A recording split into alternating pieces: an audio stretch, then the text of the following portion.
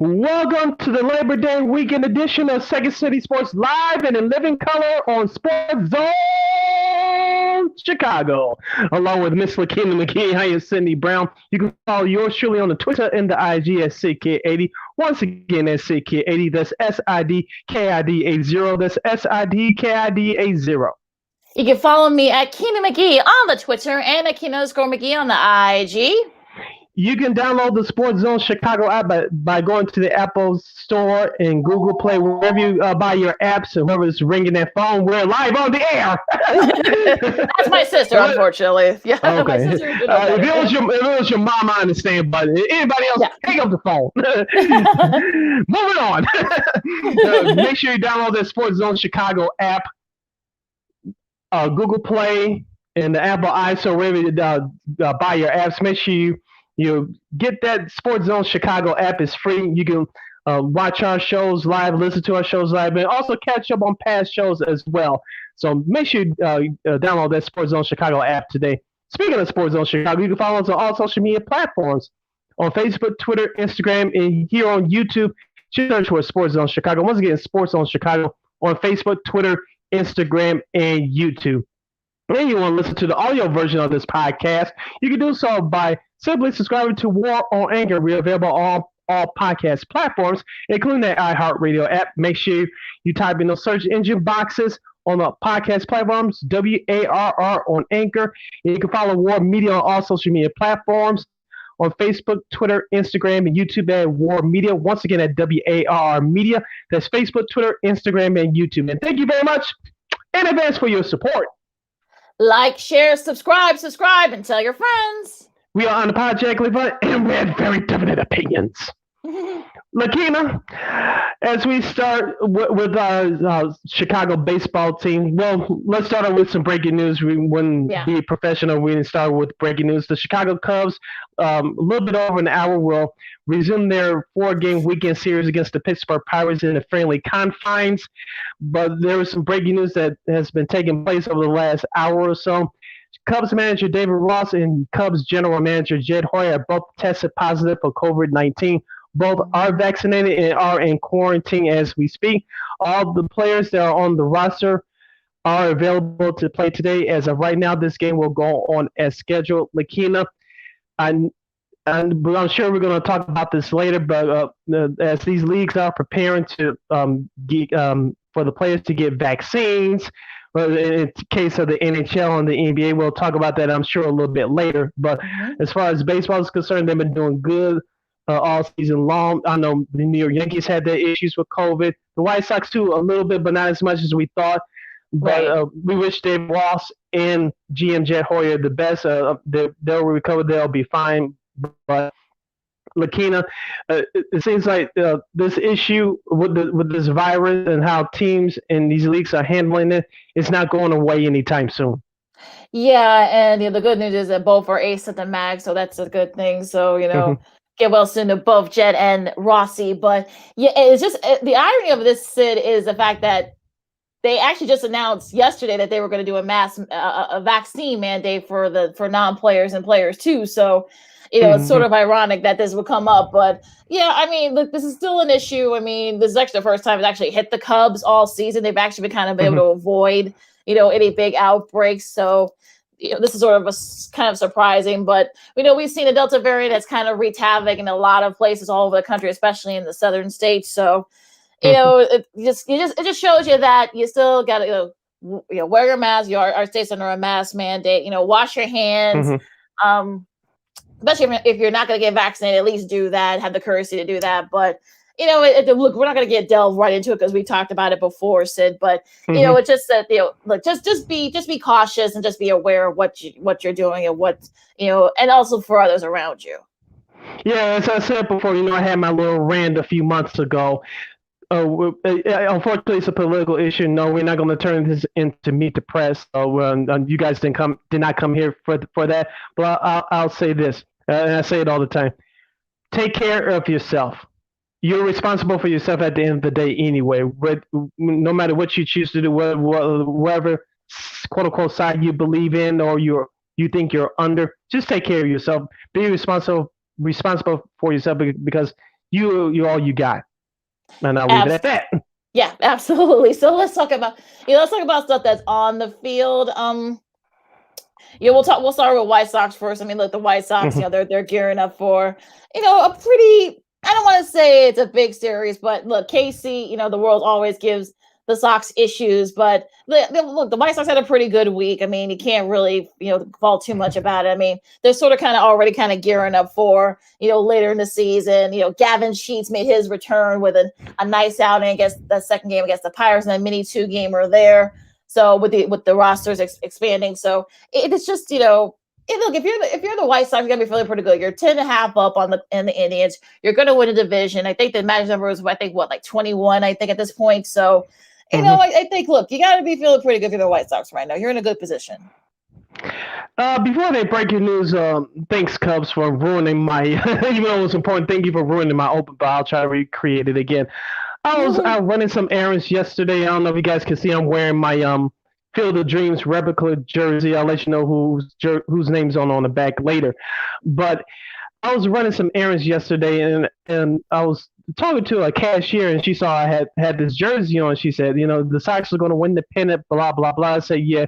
She's like, I'm afraid when they get to the playoffs, they're going to blow it. And I said jokingly, don't put that out there in the open like that. And I was telling her, enjoy the regular season.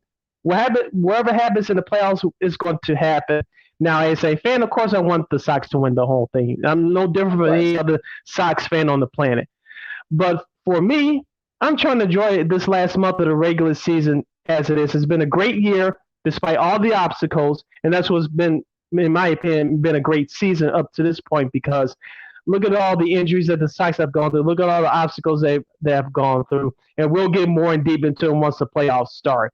But you're going to win the division, as you mentioned, and I'm looking forward to that. It's going to be a Zoom celebration. I'm sure the team is going to win that division on the road, most likely, unfortunately. But with that being said, as a fan, I'm trying to enjoy this last great month of the regular season, even though we know that we're going to win the division. And I'm trying to enjoy this as much as possible. When the playoffs get here on October 7th, which is my birthday, by the way, Thursday, October 7th, when the playoffs start, then whatever happens, I'll be excited by that. But right now, leave me alone and let me enjoy my last month of the regular season, okay? Let me enjoy it. So that's my question for White Sox fans that are listening and watching us right now. Are you so worried that the Sox are going to screw up in the playoffs, or are you like me? Let's enjoy the rest of the regular season. We'll worry about the playoffs when we get here. So that's our question for you guys for this hour. You can place your comments on our Facebook page and or our YouTube page. Just search for Sports Zone Chicago. Once again, Sports Zone Chicago on Facebook and Sports Zone Chicago on YouTube. Just place your comments in the comment section. Lakeena will get them up for you. If you decide to do anything stupid or silly, Lakeena will politely give you the boot. Just keep those comments respectful. But getting back to on the field, Lakeena, of course, the team is on a current 3-game winning streak.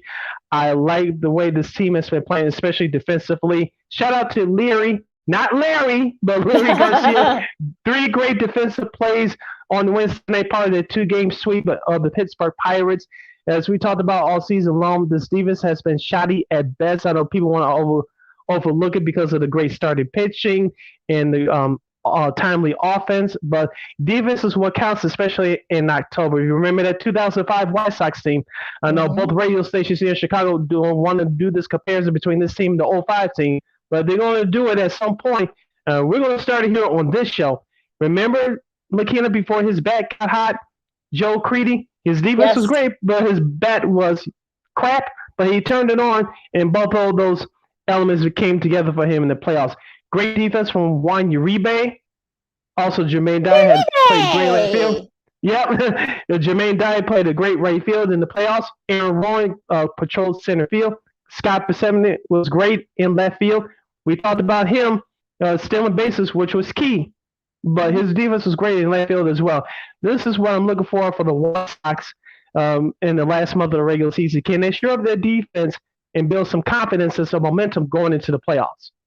Yeah, and I think that's going to be the thing, right, Sid? I mean, it's going to be kind of like you want to have that confidence. And if you look at the schedule for the rest of the season, I mean, It doesn't. I'm not gonna say it's a easy schedule, but this is sort of like I don't know if White Sox fans want this. I mean, after KC, you got to go out west. You got to play at Oakland. That's not going to be easy at all.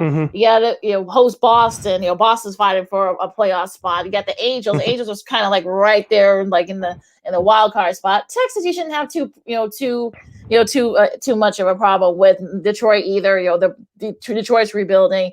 Cleveland, same thing. Talks about win that division in Detroit or Texas.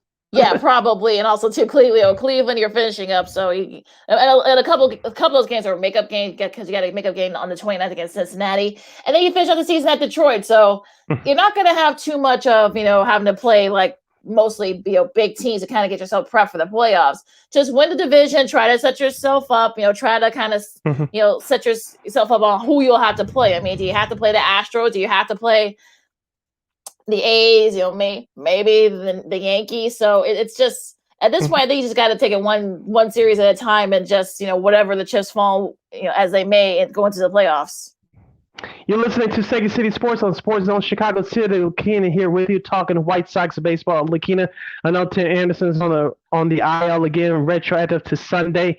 I know Lucas Giolito popped his hamstring in his start on Tuesday. Didn't look that great, but he wasn't horrible either. He said it wasn't no big deal. As of right now, he's not on the IL. Lance Lynn, he's lost his last two starts, still the leader in the AL department in terms of ERA. He's on the IL. I'm not worried too much about Lance Lynn or Tim Anderson. I think this is just precautionary rest for both those guys. As you mentioned, the Sox have a big lead in the division at 9.5 games as we speak. And plus, he had 2 off days. So this is extra time for both Lynn and Anderson to heal up. I'm concerned about Giolito, though. And if he struggles in his next start and the Sox didn't put him on the IL, that's going to be something because right now, I know some folks do not want to hear this. Remember, I brought up this question on our show on Monday. Who's going to be your third starter in the playoffs? Will it be Giolito or will it be Dylan Cease? And with this injury to Giolito, hopefully he's okay. And if he doesn't look great in his next start, you're going to have a problem on your hands. Well, and let's hope with Giolito this is just a rest thing, kind of like with Rodon. Maybe he just needs he's missed a start to kind of get himself going. And I'm not worried about TA either. I think he's been playing really hard all season, so I think he probably look if he needs 10 days to rest, let him rest for 10 days. It's fine. But I kind of feel like at this point, I think it's better that thankfully these aren't serious injuries for the White Sox like they were earlier this season. If a guy has to rest here and there, I mean, he has to take a start off or take a couple of days off, for your position guys. It's fine. I mean, I'm not gonna, oh my God, I don't think White Sox fans should panic. I don't think White Sox fans should panic too much if you watch the last 2 games against the Pittsburgh Pirates. The bullpen actually been okay. Liam Hendricks still doing his thing with the saves. Craig Kimbrell looks like he's starting to turn around. Aaron Bummer, he's Aaron Bummer. Ryan Tepera has been great ever since his first 2 stints in a White Sox uniform. Lakeena, I don't want to put the panic button yet on the bullpen. I know we talked about them for the last couple of months, especially after the trade deadline, but hopefully they can build some momentum during this weekend series against Kansas City. And as I said before a few moments ago, I want that defense to tighten up a bit. And you can't just let silly errors and go to your head and let it affect you mentally, because when stuff like that happens, it affects you mentally. It makes you hard to concentrate, and you lose focus on what you have to do to win a ball game. That's the one thing I'm worried about. I think those weird, kind of goofy errors that the Sox have been having. I mean, I hope that it doesn't become a habit. So maybe it's just look, you gotta get the kinks out. It's fine, but I just look. I mean, that's like the one thing we don't want to have that during the playoffs. Like you don't want to, because especially in short series, that's not going to help you. That could actually cost you a series. So and cost you your season. So let's hope they can kind of clean those little things up, and hopefully they can kind of be on a roll as we get we go into the playoffs. Yes. Also, too, with the Sox, you mentioned Gavin Sheets. I'm glad he's back here as a September call-up. Jacob Lamb, nothing personal against him. Yeah, he had a great couple of stints here in Chicago, but I'm glad he's gone. Gavin Sheets gives you power. And not everybody's figured him out yet. He's your backup DH, and you saw that in his first game back on Tuesday. He was responsible for that first win against the Pirates back on Tuesday. I like his bat, and it could be useful coming off the bench during the playoffs. Also, Andrew Vaughn is starting to turn it around a little bit. I like that. Jose Abreu, congratulations to AKA Pito for being named the American League Player of the Month for the month of August. Again, as we talked about before with Abreu, and this is something I want to bring up with our audience as well. Jose Abreu had a bad month of June, but ever since the month of July turned, he started to turn it on. In the month of August, he's just been on a tear. Hopefully, he can keep it up in September as we head towards the playoffs. But Jose Abreu has been through a lot this year. He's been one of the league leaders and getting hit by a pitch. I was at the game against Seattle a couple months ago. He got hit in the knee. We all thought the season was over. At best, he was out a couple of weeks. The Sox had the day off the next day, and then the following day they had a game. He was back in the lineup, so you cannot question Jose Abreu's toughness. Now, I said in our last episode that he's not going to win AL MVP again, unfortunately, because of his batting average, but he has the power numbers in terms of home runs and RBIs to back it up. And that's why we seen his production and his presence in the lineup pay off in the month of August. Yeah, and we saw, look, he won AL Player of the Month honors for August. So I think that's you just you just proved your reason why he won that. But look, I think I wasn't worried when he had that slow start early in the year. I mean, look, he mentally and also too physically, but he's better, and we're back to if he had not had that first half, you could probably make a case for him winning back-to-back AL MVPs. But then again, you know what, you got this. There's a guy over in Los Angeles that probably has that thing unlocked. But we'll get to him in a second. But I think if you're look, I think that's what you want. I think you want to have if TA's out because of tired leg or sore legs or what have you. You've got a Abreu that can step up. You got Robert that can step up. You've got Eloy, who as long as he doesn't as long as he's not in the outfield, as long as he's not out there, maybe occasionally, he can. You know what? He has a bat too. So I think the fact that there's so much depth in this White Sox, when the White Sox bats, as long as they'll have big, slumps all at the same time, I think you're going to be okay. But I think good for Abreu, and hopefully he can kind of keep it up as we, the White Sox, are wrapping up their season and get into the playoffs. Speaking of Luis Robert, aka La Pantera. 2 thumbs up for the incredible catch in the 8th inning Tuesday night's win against Pittsburgh. As the late Ed Farmer was saying, hang a star in that one. I tweeted it out on my Twitter, CK80 on Twitter if you want to go look for it. It was a hell of a catch. We've known since Luis Roberts has been up here for the last couple of years that he's a great outfielder. I think he's only going to get better. He may be the best player on this team in the next year or so. I know some people want to compare him to a young Mike Trout. We'll see about that. He already has the glove in the outfield. Hopefully he doesn't have to cover for Eloy Jimenez come playoff time to make everything go run halfway across the field to make a catch. But he has a great glove, and that bat is starting to come around. People are really underestimating his power, and if that can show up come playoff time, this White Sox offense will be that much more dangerous in October. I would doubt that at all. Now, a quick note on the Cubs, right quickly. The Cubs, they swept that small 2-gamer against the Twins. Rafael Ortega has been, playing very well. I mean, we'll see if he can keep it up, and maybe, they'll have a couple of building blocks. Patrick Wisdom still doing his thing. But I mean, yeah, they continue their series against the Pirates. That was a crazy game on Wednesday. 6-5 in 11 innings. That was just a little bit weird on a default error, no less. A Wilmer default error. That if you saw that was just that whole inning was just crazy. But they continue their series, and look, if you're the Cubs, I mean, you can finish strong and perhaps maybe have a building block going into next season. Yeah, and speaking of building blocks for the Cubs, I know we didn't get into it too much, Lakeena. On Monday, we were dealing with Javi Baez's silliness. We'll get to that more on the other side of this break. Mm-hmm. As far as the aftermath, air quotes.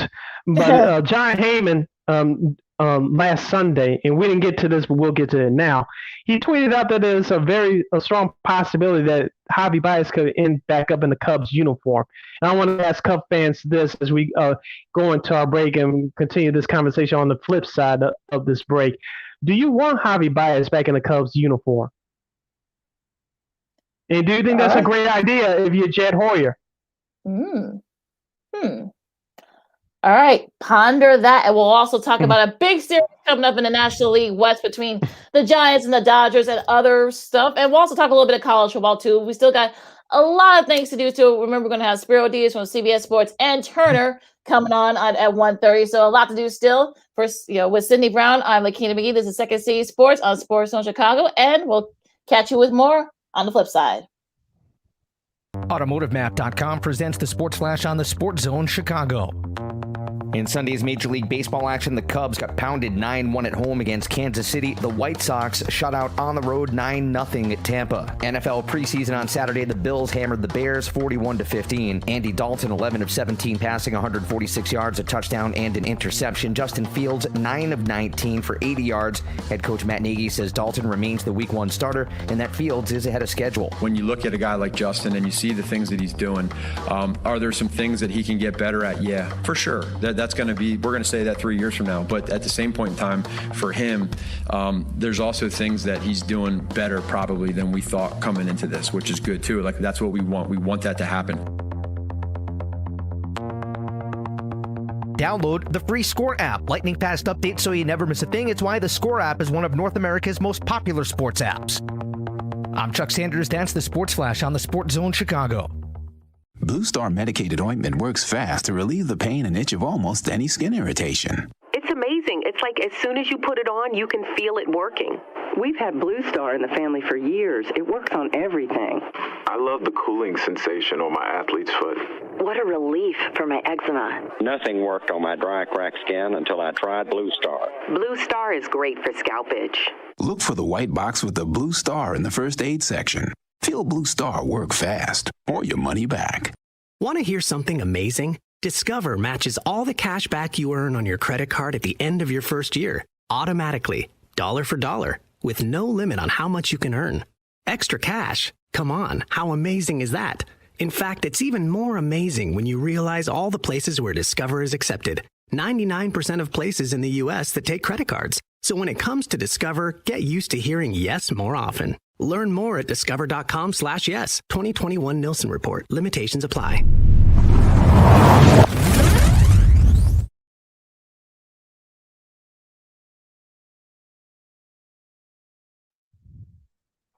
Welcome back to Second City Sports on Sports Zone Chicago. Sydney Brown, Lakeena McGee here with you as we continue this first hour of the conversation regarding the Chicago Cubs. We'll get to the rest of MLB in just a moment. Lakeena, as you look at this Cubs team, of course, the rumors out there, as we mentioned before the break, that Javi Baez return to the Cubs team is very possible, according to John Heyman of MLB Network, his tweet last weekend. Maybe you have a couple of pieces to build around. I know you have Swindell, who's been doing well. I know Patrick, no pun intended. You have Patrick Winston, who won, I believe, NL Rookie of the Month award. So congratulations to him. I saw him when I saw the damage he did to the White Sox last weekend, and so it looks like you may could build around him. But if you bring Javi Baez back, maybe he has something to build on. But if Baez doesn't come back, okay, you have Swindell, maybe. I think you do something with Patrick Winston, and of course you have Wilson Contreras, the catcher, and Kyle Hendricks, your starting pitcher, but that's really not too much to build around. Yeah, and I think that's going to be interesting to see what direction do the Cubs want to go. They can't cry poor. I'm sure they got revenue coming in, so are they going to try to maybe get Rizzo back? Are they going to try to, maybe get a big bat or get some pitching or try to contend, for 2022. So I don't know. I mean, 2021, I should say. So I don't, or 2022, I should say so. But I don't know. I mean, that's going to be the thing. I mean, is that going to be a building block? I mean, and plus, unfortunately, with the tickets being as cheap as they are over at Wrigley, a lot of Cubs fans aren't going to the games. So you got to think, will that wake up the Ricketts family and say, you know what, maybe we need to start spending so that maybe people can contend again? Because you can get away with it this year because everybody knew that was going to happen. You probably get away with it with the first part of next year. But if by this time next year you're not at least starting to kind of, showing of what you got to come, maybe perhaps contend to 2023, you're not going to be able to sell that to Cubs fans. I've been saying that seems like forever now, but it's kind of come to fruition at this point. Yeah, that's a great point because as you mentioned, next year you'll be going into year 3 of the Cubs network, the Marquee Network, which they do a great job, by the way. But like you mentioned, this fan base doesn't see progress by this time. Whoever's on the field, then there's going to be problems. As you mentioned, they haven't sold out every game since they let a full capacity. I know there's a couple of games that they sold out full capacity, including that White Sox series early last month, which I was at the second game, the Rodon 11 strikeout performance game. But like you said, Cubs fans haven't shown up. They still support their team, but you can trace this back to the end of the 03 season. Of course, the Dusty Baker crew, we all know what happened, and then the big hot mess after that. But the whole fortunes of this franchise changed then when they lost to the Florida Marlins back in the 03 NLCS. And the expectations for Cubs changed them, and especially for the fans. This lovable loser mentality is gone. Of course, we saw what happened in 2016 by them breaking that curse. The lovable loser mentality is gone. And so Cubs fans, you should expect more from your team. You should expect your front office to get the best players possible. The Rickies have money. It's just how they're going to spend it. Will they spend it wisely? Or take a page from the White Sox plan. They did the plan when Theo was there helping out Jed Hoyer. Now Theo's working with the front office in baseball. But will they invest more in their scouting? Because with these trades that they had back in July at the deadline, they were trying to rebuild their farm system on the fly.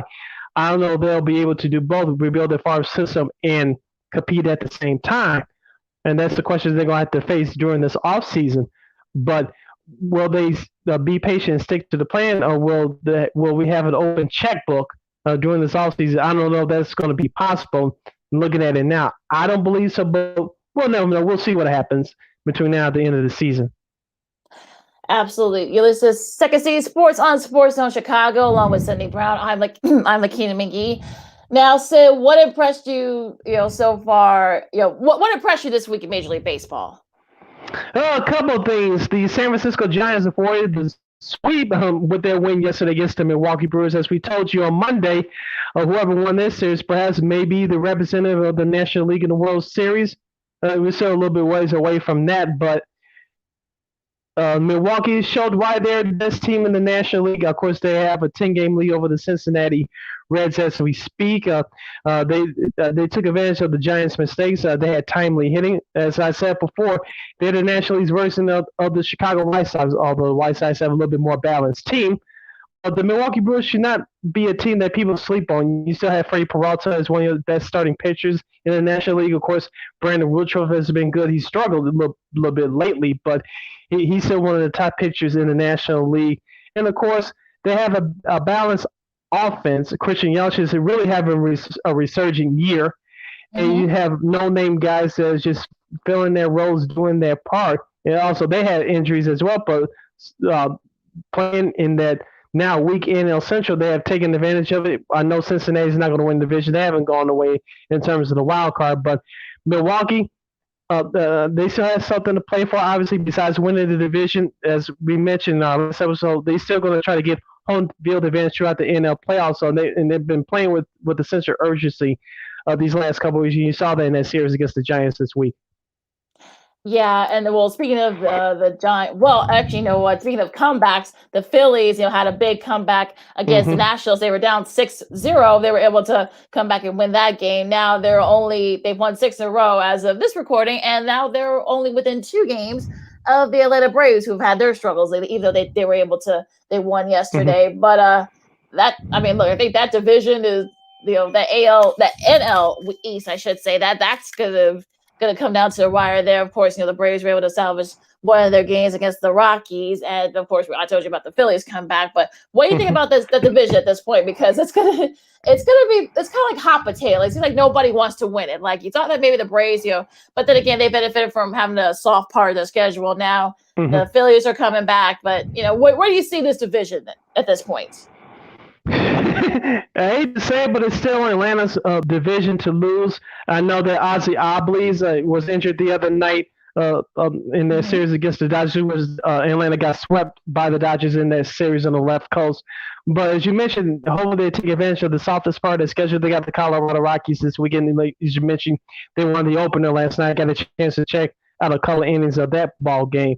But Philadelphia, I still don't trust that bullpen. I don't. Shout out Joe Girardi, Chicago's very own. Their offense is hit and miss at times. The back end of that starter rotation, I don't like. Like I said, their bullpen is you shaking your head at best. But the New York Mets, I know we'll get to it now. I know they beat the Miami Marlins this week. I know everybody and their mama, as the kids will say, apologize to the fans, from Javi Baez, Francisco Lindor, to the management team. They all apologize, giving a thumbs up, and then now I believe their assistant GM is under some DUI stupidness, and now he's on administratively. It's not a laughing manner, but the Mets, they really shot themselves in the foot these last 10 days or so. And just hopefully the only thing that those players can control is what happens on the field. And if they just start winning ball games and get back in this ways, that'll be a great thing for them. But I don't know if they could do that. Yeah, they won 4 in a row. The Mets have, and despite of all that stuff you just mentioned, but it's going to be interesting. Though, can they hang on here? Because I know that poor Javi, is realizing that at least here in Chicago, people understood him. We thought that we knew how his mindset works, and it's sort of quirky. And yes, he swings at everything, but it's sort of like his thing. But New York, we know how I don't want to say how fickle they are than the fans in New York, but they kind of get kind of fickle at times. So I think he's learning that. Yeah, you know what? No. But look, I mean, look, winning is sort of the thing that kind of cures everything and quiets everything. So they've done that though. They've won 4 in a row. Yeah, they beat the Marlins, so that's in the Nationals. So it's not really a big thing. But now they have the Nationals again this weekend. So hopefully those little tempers are kind of quiet down a bit. But again, we'll see. Yeah, let's head over to the NL West. Of course, the big weekend series starts tonight over by the Bay between the San Francisco Giants and the Los Angeles Dodgers. The Dodgers are tied with the Giants for the top lead in that division. Lakeena, on Wednesday, Max Scherzer pitched for the Los Angeles Dodgers, and he didn't get the no decision. He got the no decision, but the Dodgers were able to come back to sweep the Braves. I know there were some fans in Los Angeles listening to their flagship station, 8570 in Los Angeles. Some fans were upset that Max Scherzer is not pitching in this series. And I get where some Dodgers fans were coming from. I know the Braves are current leaders in the NL East, and you may see them again in the playoffs. But which series is more important, the Braves or the Dodgers? I'm sorry, the Braves or the Giants? It's the Giants because you're catching them in the division. If you beat the Braves, you lose twice, fine. But this series for the Dodgers against the Giants this weekend is much more important, and he should have been pitching in one of these 3 games in this series. Now they're tied, and they can still win 2 out of 3. I don't have the pitching matchups in front of me, but it's in the best interest of the Dodgers to take at least 2 out of 3 from the Giants. I know both these teams have beat up each other all year long. The season series is tied up at 8 games apiece. But which team needs this series more? The Giants, who have been struggling, or the Dodgers, who have been hot recently over the last couple of weeks? I think the Giants do, because of the fact that they can. This is sort of like their chance to get the stranglehold in that division. They haven't really looked back in the last few months. But again, the Dodgers. I know that was a little bit weird. The fact that you didn't really need Scherzer. You didn't really need Scherzer against the Braves. I mean, I know the Braves have been kind of hot lately, but you're a lot better than the Braves. So they could have. Dave Roberts could have did some maneuvering. So I can understand why Dodgers fans were upset about that. It'll be David Price against Anthony Descalfani in the game tonight. It'll be Julio Urias, who has been on a tear lately for the Dodgers, although it hasn't been decided yet. Gabe Kapler has not said who will be pitching that game. And also too, Walker Buehler will start on Sunday again. That no word on who will start for the Giants that game. That game for the Sunday night game on ESPN. But I mean, look, they got 3 very capable pitchers for the Dodgers, so it's not like. But then again, that's why you traded for Scherzer to pitch in these kind of games, in these kind of series. So it'll be interesting to see. Look, if the Dodgers end up winning, sweeping the series, or at the very least win 2 out of 3, and they get a strength and they get a lead in the division going into next week after the Labor Day, it won't matter if they somehow get swept or they lose the series against the Giants. Yeah, Dodgers fans are gonna be up in arms. So we'll just have to wait and see. Yeah, basically took the words out of my mouth. If they take 2 out of 3 or sweep the Giants, I believe the division is theirs, and the Giants won't be able to get it back, and the Giants will have to worry about playing in the NL wild card game. But if the Dodgers get swept or lose 2 out of 3, obviously the sense of urgency will be on to avoid playing in that wild card game. You're listening to Second City Sports on Sports Zone Chicago. Sid, Lakeena with you as we talk baseball. Lakeena, let's go over to the American League East. Of course, Tampa Bay and Boston were battling out this week. Boston finally got off the schneid with a big 4-0 win down there in Tampa Bay last night. They still, I believe, 4.5 games out. The Yankees, they lost 3 or 4 to the Anaheim Angels. I'm assuming that's what they're called. Shohei Ohtani stole home plate during that series. Garrett Cole actually pitched a well of a game the other night, and the Yankees only win in that series with another double-digit strikeout game. Lakeena, call me crazy. Is this still Tampa Bay's division to win, or do we see another run coming from either Boston or the Yankees? Well, that's the $1 million question, right? I mean, are we going to get the Yankees? I know the Yankees. They lost their series against the LA Angels of Orange County. I don't know what they're calling nowadays, but I mean, like in the Red Sox, I mean, look, having Chris Sale back has been big for them, so I think that's actually helped them. I think kind of stabilize their pitching. But again, you know what? I think they all have to play each other. Looking at their schedule, they all have to play each other in the next few weeks. So it's really going to depend on how everyone does. The Yankees, they get the Orioles this weekend, so there's no reason why they shouldn't win that series. They still got to play Boston, they still got to play Tampa. The Yankees do. So like I said, they all got to play each other in these next few weeks of the season. So it's all going to depend on who can benefit from the rest of their scheduling. I mean, if you look at the Rays schedule, I'm not going to say they got Toronto a lot. They have Minnesota. They got Detroit. They got Toronto, I think, like 6 or 7 times, and Houston too. So it's all going to depend on how everybody does against the schedule that they have. So that's all it's going to depend on. Out to the schedule makers in baseball, I guess they they had the foresight of what was to come, right?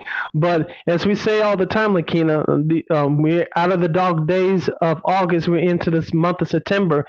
If you look at your schedule and look at the opponents that you play, you look at the opponents that are lesser than you. Is human tendency to walk in and say, "We got these guys." Just like you mentioned, the Yankees are playing Baltimore this weekend, starting tonight.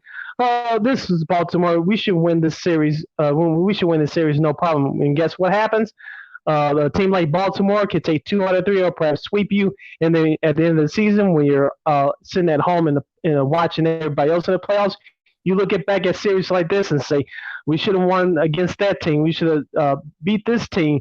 We didn't do this. We didn't do that. So going into the month of September, those lesser opponents don't have nothing to play for in terms of playoffs, but they have something to play for in terms of keeping their jobs with their teams or signing as free agents elsewhere. So these lower bottom teams like Baltimore and Pittsburgh and the Cubs and Cleveland and Kansas City, they still have something to play for, not in terms of the playoffs, but to perhaps put a dent into those teams that are ahead of them to maybe push them back in the seedings or just knock them out of the playoffs entirely.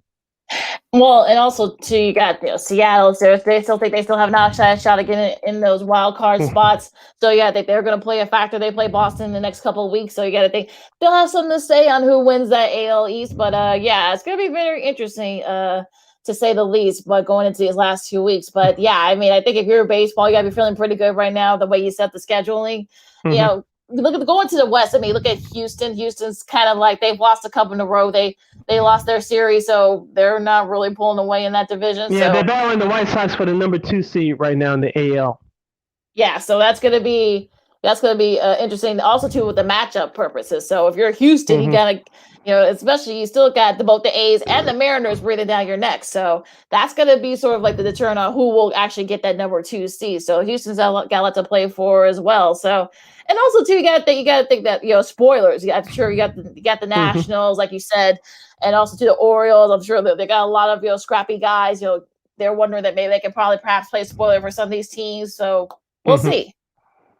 Yeah, also too, let's give Manchester Scott Service credit as we did on our last episode for the Seattle Mariners. I believe he got a contract extension if I read correctly.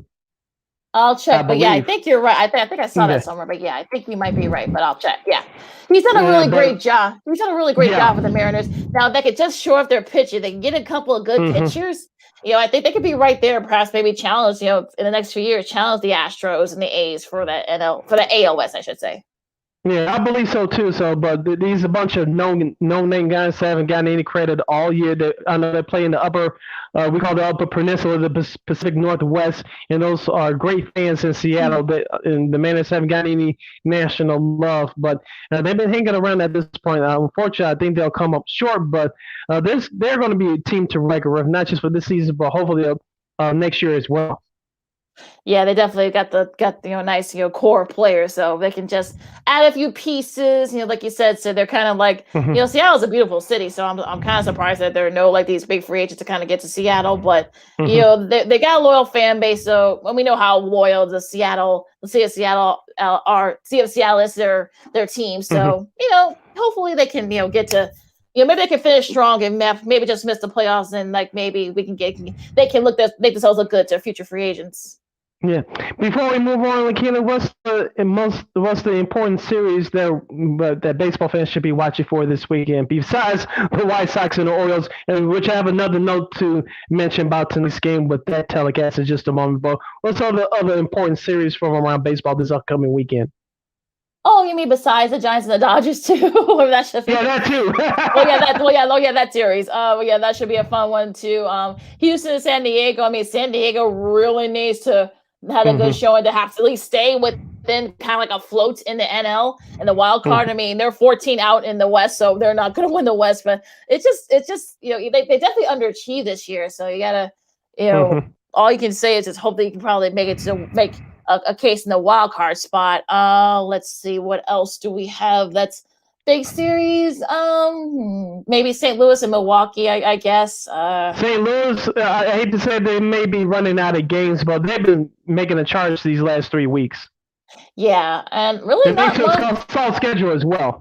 Yeah, they do. But yeah, I mean, really, I'm not really saying. I mean, Oakland, Toronto this weekend might be a good one. I mean, Toronto's still trying to. Toronto. Big for both teams, but bigger for Toronto. Yeah, if you're Toronto, if you're a Blue Jays fan, you hope that maybe you're 5 back in that second wild card spot. So you're hoping that you really need this to kind of stay within the grasp because you got to jump over a lot of teams. So that's a big series. I think that's about it. Yeah, I think that's it. I mean, if you're the Phillies, don't look past the Marlins. They've had your number. Although you did catch up, you actually won your last series with them, so that's definitely even. So you're trying to stay within distance with the Braves in that NL East. So you better. Don't take the Marlins too lightly. And yeah, that's really about it. I mean, nothing really much. So what was a special note you wanted to say about the upcoming White Sox series with the Royals? Tonight's game will be seen on NBC Sports Chicago. If you have the MLB.TV app, of course, you watch it and listen to us in the Chicagoland area. You can watch it on NBC Sports Chicago on your cable system. Jason Benetti will be calling the college football game tonight. I forgot which game, and Steve Stone is away for some reason. But the Chicago Bulls television crew of Adam Amin and Stacey King will be calling tonight's Royals White Sox game. Oh, God. Hot sauce. I'll say, that hot sauce. Yeah, I'm about to say, give him the hot sauce. I'm only going to be saying it for a couple of Eloy home runs, so that should be fun. Already?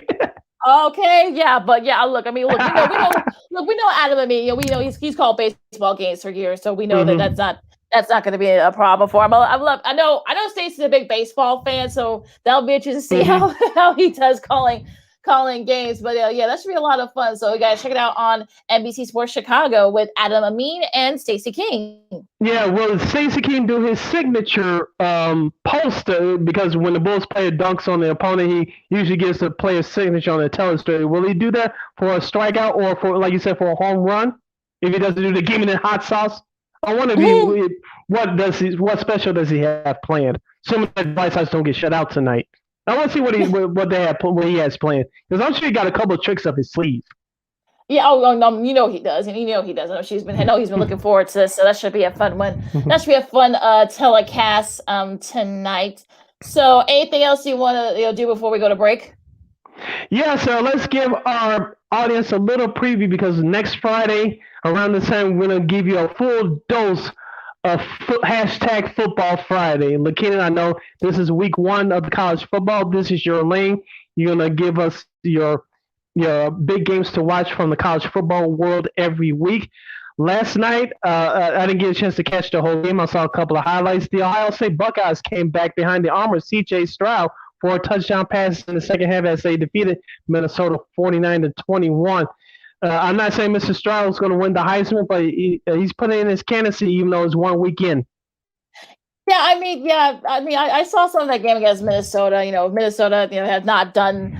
If Tanner Morgan had not taken the sack and was stripped of that strip sack for a touchdown, that ended up kind of opening the game up for them. But that was just that was just not a good. And I'm glad Tanner Morgan kind of like took it on himself and said, that was on me.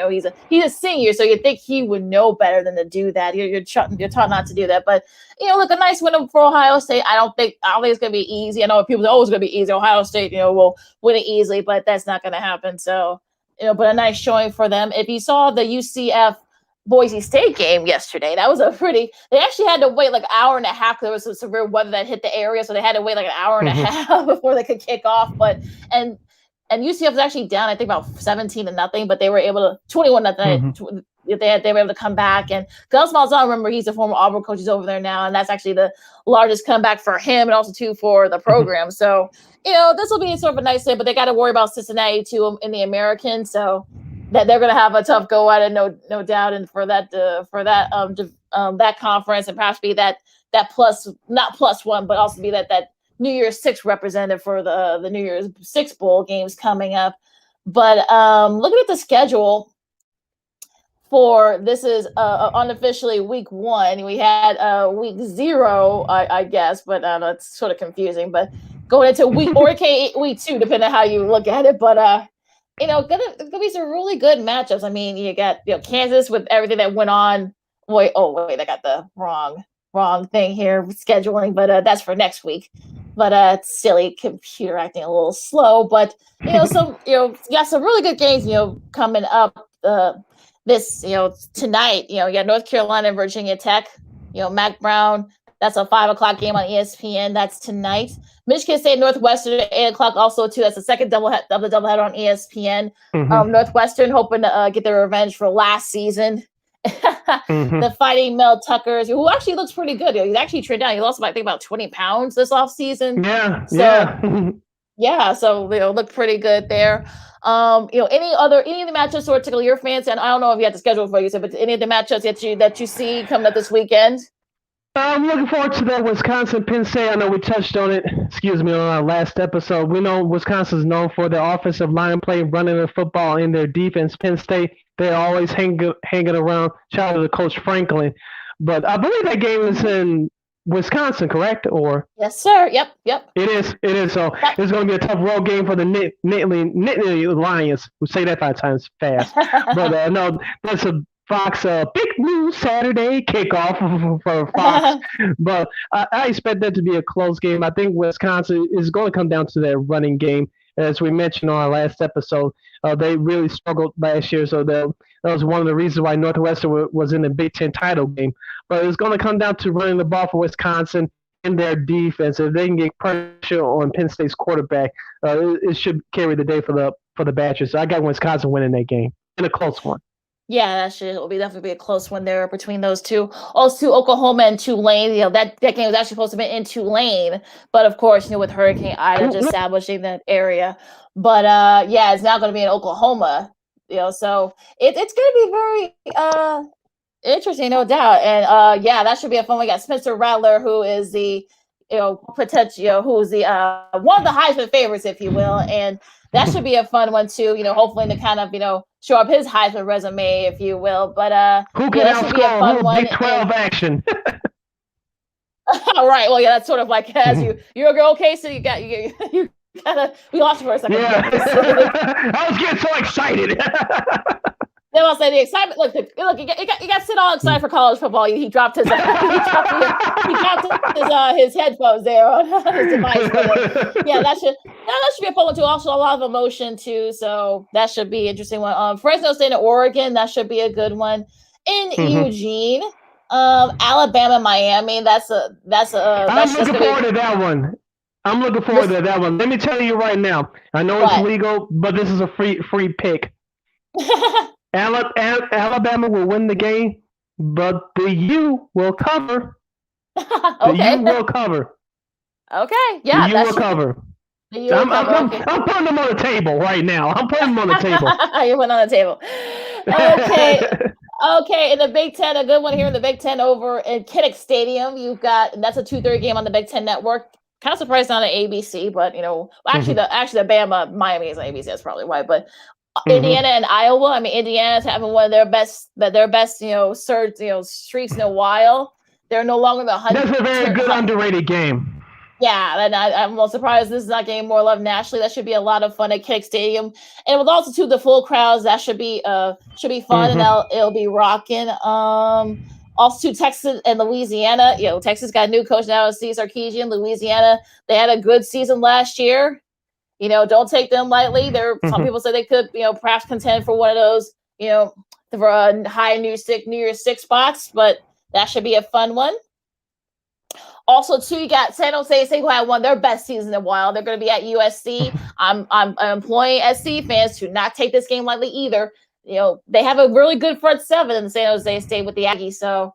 I would advise folks not to take this game lightly. So they could definitely, perhaps Spartans, I should say, of San Jose State, I should say. But yeah, that's a good Spartans team. So look out for them. Any other games that kind of catch your attention for tomorrow or going into the Labor Day weekend? Georgia and Clemson. I'm surprised you didn't mention that yet. I'm really looking forward to that game. Of course, I was waiting for you to do it. Yeah, okay, whatever. DJ, the new quarterback for Clemson, I want to see how he does against a great Georgia defense. Of course, Georgia is always one of the top programs in the country in terms of winning, competing for national championships. That should be a great game. Of course, Sunday night, Notre Dame against Florida State. I know Florida State is going to have a lot of emotions. Of course, their former coach Bobby Bowden passed away a few weeks ago, and Notre Dame is looking forward to getting back into the national championship picture. So that should be interesting. And Monday night, you can remind me. I know Louisville is playing. I forgot who they're playing on Monday. Ole Miss. Okay, yeah, Ole Miss. So Louisville, one of those sneaky teams again. Ole Miss. They still one of those quote unquote lost teams in the SEC. We'll see what happens. One of the top two, perhaps underrated teams in the country. Yeah, that should be a fun matchup there. Of course, got Lane Kiffin over there, Ole Miss. So that should be a fun one. Also, a couple of West Coast games on Saturday. You got LSU, UCLA. UCLA with a solid showing against Hawaii. And LSU, I'm sure all the emotions what happened with Hurricane Ida. So you got how their emotions are going to be for this game. Also to Nevada and Cal. That should be a fun one there. That's a nightcap at 9:30 on FS1. Also to New Mexico State and San Diego State, I should say. That's the CBS Sports Network game. That'll be at 9:30. Also to a very late game. We got Utah State and Washington State, I should say. That should be a fun one there. Over at Pullman, Washington. So yeah, so a lot of great matchups for this weekend of the season. So should be a lot of fun. I can't wait. Yeah, so real quick, one more note about college football before we take our top of the hour break.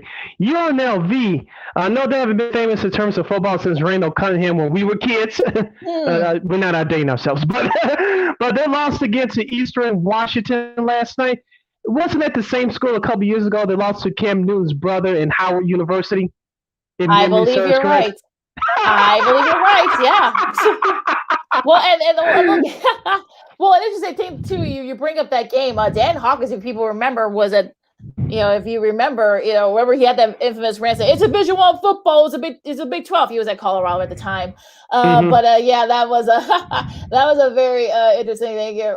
Also UC Davis, upsetting Tulsa. That's the one. That's where Dan Hawkins is now. So that's a whole lot of like weird upsets too. So yeah. So you gotta love this type of year where a lot of teams that you didn't think could win, but they're actually winning. So nice win for Dan Hawkins and UC Davis over at FCS. Yeah. Well, congratulations to both of those schools.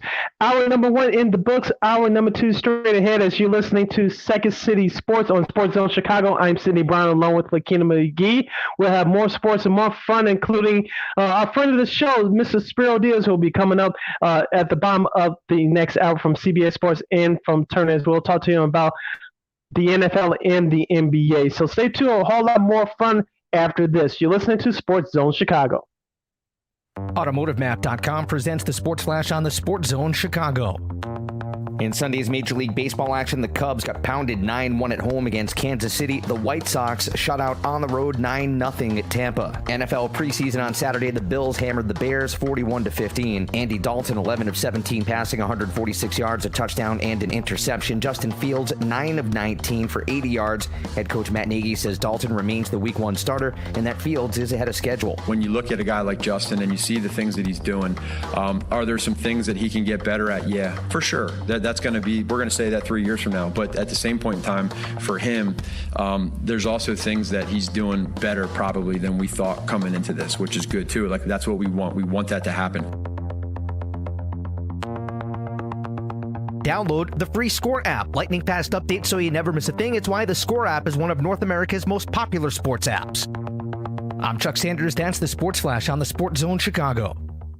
Blue Star medicated ointment works fast to relieve the pain and itch of almost any skin irritation. It's amazing. It's like as soon as you put it on, you can feel it working.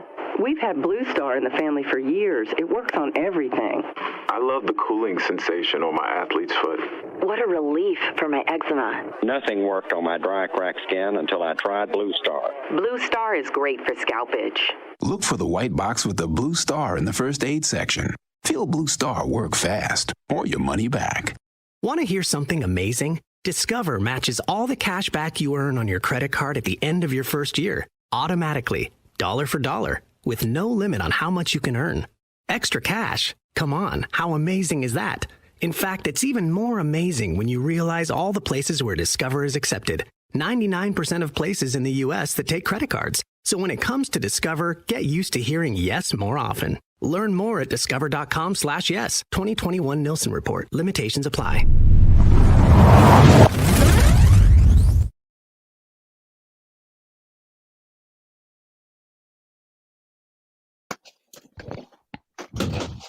Welcome back to hour number 2 of Second City Sports, live and in living color on Sports Zone Chicago. Along with Miss Lakeena McGee, I am Sidney Brown. You can follow yours truly on the Twitter and the IG at SidKid80. Once again, it's SidKid80. That's SIDKID80. SIDKID80. You follow me at Keena McGee on the Twitter and at Keena_McGee on the IG. Make sure you download the Sports Zone Chicago app. You can listen to your favorite shows live. And if you miss them, you can catch them on the replay. They're saved right there in the app. So make sure you download that Sports Zone Chicago app. You can download the app from the Google Play Store and the Apple iTunes Store as well. So make sure the app says Sports Zone Chicago. Also, you can follow Sports Zone Chicago on the Twitter, Facebook, Instagram, and YouTube. You search for Sports Zone Chicago. Once again, so Sports Zone Chicago on all social media platforms. It's Facebook, Twitter, Instagram, and YouTube. I think I got all that. And if you want to listen to the audio version of this podcast, you can do so by simply searching for War on Anchor on all podcast platforms, including the iHeartRadio app. Make sure you type in the search engine box WARR on Anchor, and that's on all podcast platforms. And follow the guys at War Media at WAR Media. That's Facebook, Twitter, Instagram, and YouTube. Once again, at War Media. That's Facebook, Twitter, Instagram, and YouTube. And thank you very much in advance for your support. Like, share, subscribe, and tell your friends. And we are on the path of generically fun, and we have very definite opinions. Moving on. Well, okay, Sid. I guess while we're waiting for like I said, our buddy Spero Dedes from CBS Sports and Turner will join us at the bottom of the hour. Now, what kind of caught your attention here? Some of the NFL news that that came down the pike. Cam Newton was released from the Patriots. Matt Jones is your starting quarterback. Now, do you agree with this decision, or is it like there's something? Some people say it might be because Cam's not vaccinated, and do you see him finding himself a new home?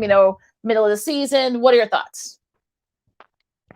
I think that Cam not being vaccinated actually played a part in it. I think there's no doubt about that. And I think Bill Belichick remember he moved up to draft Mr. Jones in this year's draft. So you knew that Mac was Bill Belichick's guy. So Bill Belichick, as I said before, he doesn't like that 7-9 record from last year on his record, that stain on his record. So he's going to do everything possible to make sure that the Patriots are a playoff team. I don't think we won't have time to give our predictions this week. We'll have to give it next week, right before the season starts. So right. I'm a little surprised, but not really surprised once you look into the story. Now, going down to Jacksonville and new head coach Urban Meyer from the college ranks.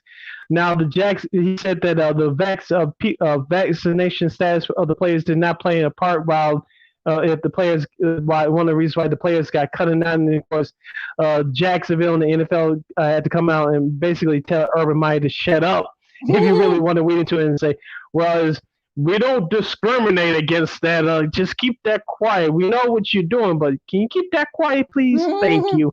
So, but as we told you guys in the last few months of the show, if it comes down to a player trying to make the team, if you have two players fighting for one roster spot, if player A is vaccinated and then player B is not vaccinated, which player they're going to go with? Player A, who's vaccinated, and that's what's been happening. Well, yeah, and also too, I think Urban Meyer kind of said the quiet part out loud. I don't think. Look, I think exactly. For the NFL, I don't think if you're in the NFL, even the NFLPA, you probably did not want that out. Yes, they're going to be, you're going to get released because of vaccination with the players. So it's going to be interesting. It is sort of like what's out. So I'm wondering, like, okay, I think maybe also too the fact that remember he didn't have. Remember he had to sit out maybe about 5 days to talk about Cam, because of the misunderstanding with the protocols and stuff. So that's why that didn't help him either. So I'm wondering, like, it's I mean, we'll see. I mean, I know a lot of people said maybe Cam to Dallas. I know some people have said maybe Dallas. I know some people said maybe Washington to reno his old coach, Ron Rivera. Do you see him perhaps maybe having a home this, sometime this season or sometime later in the season?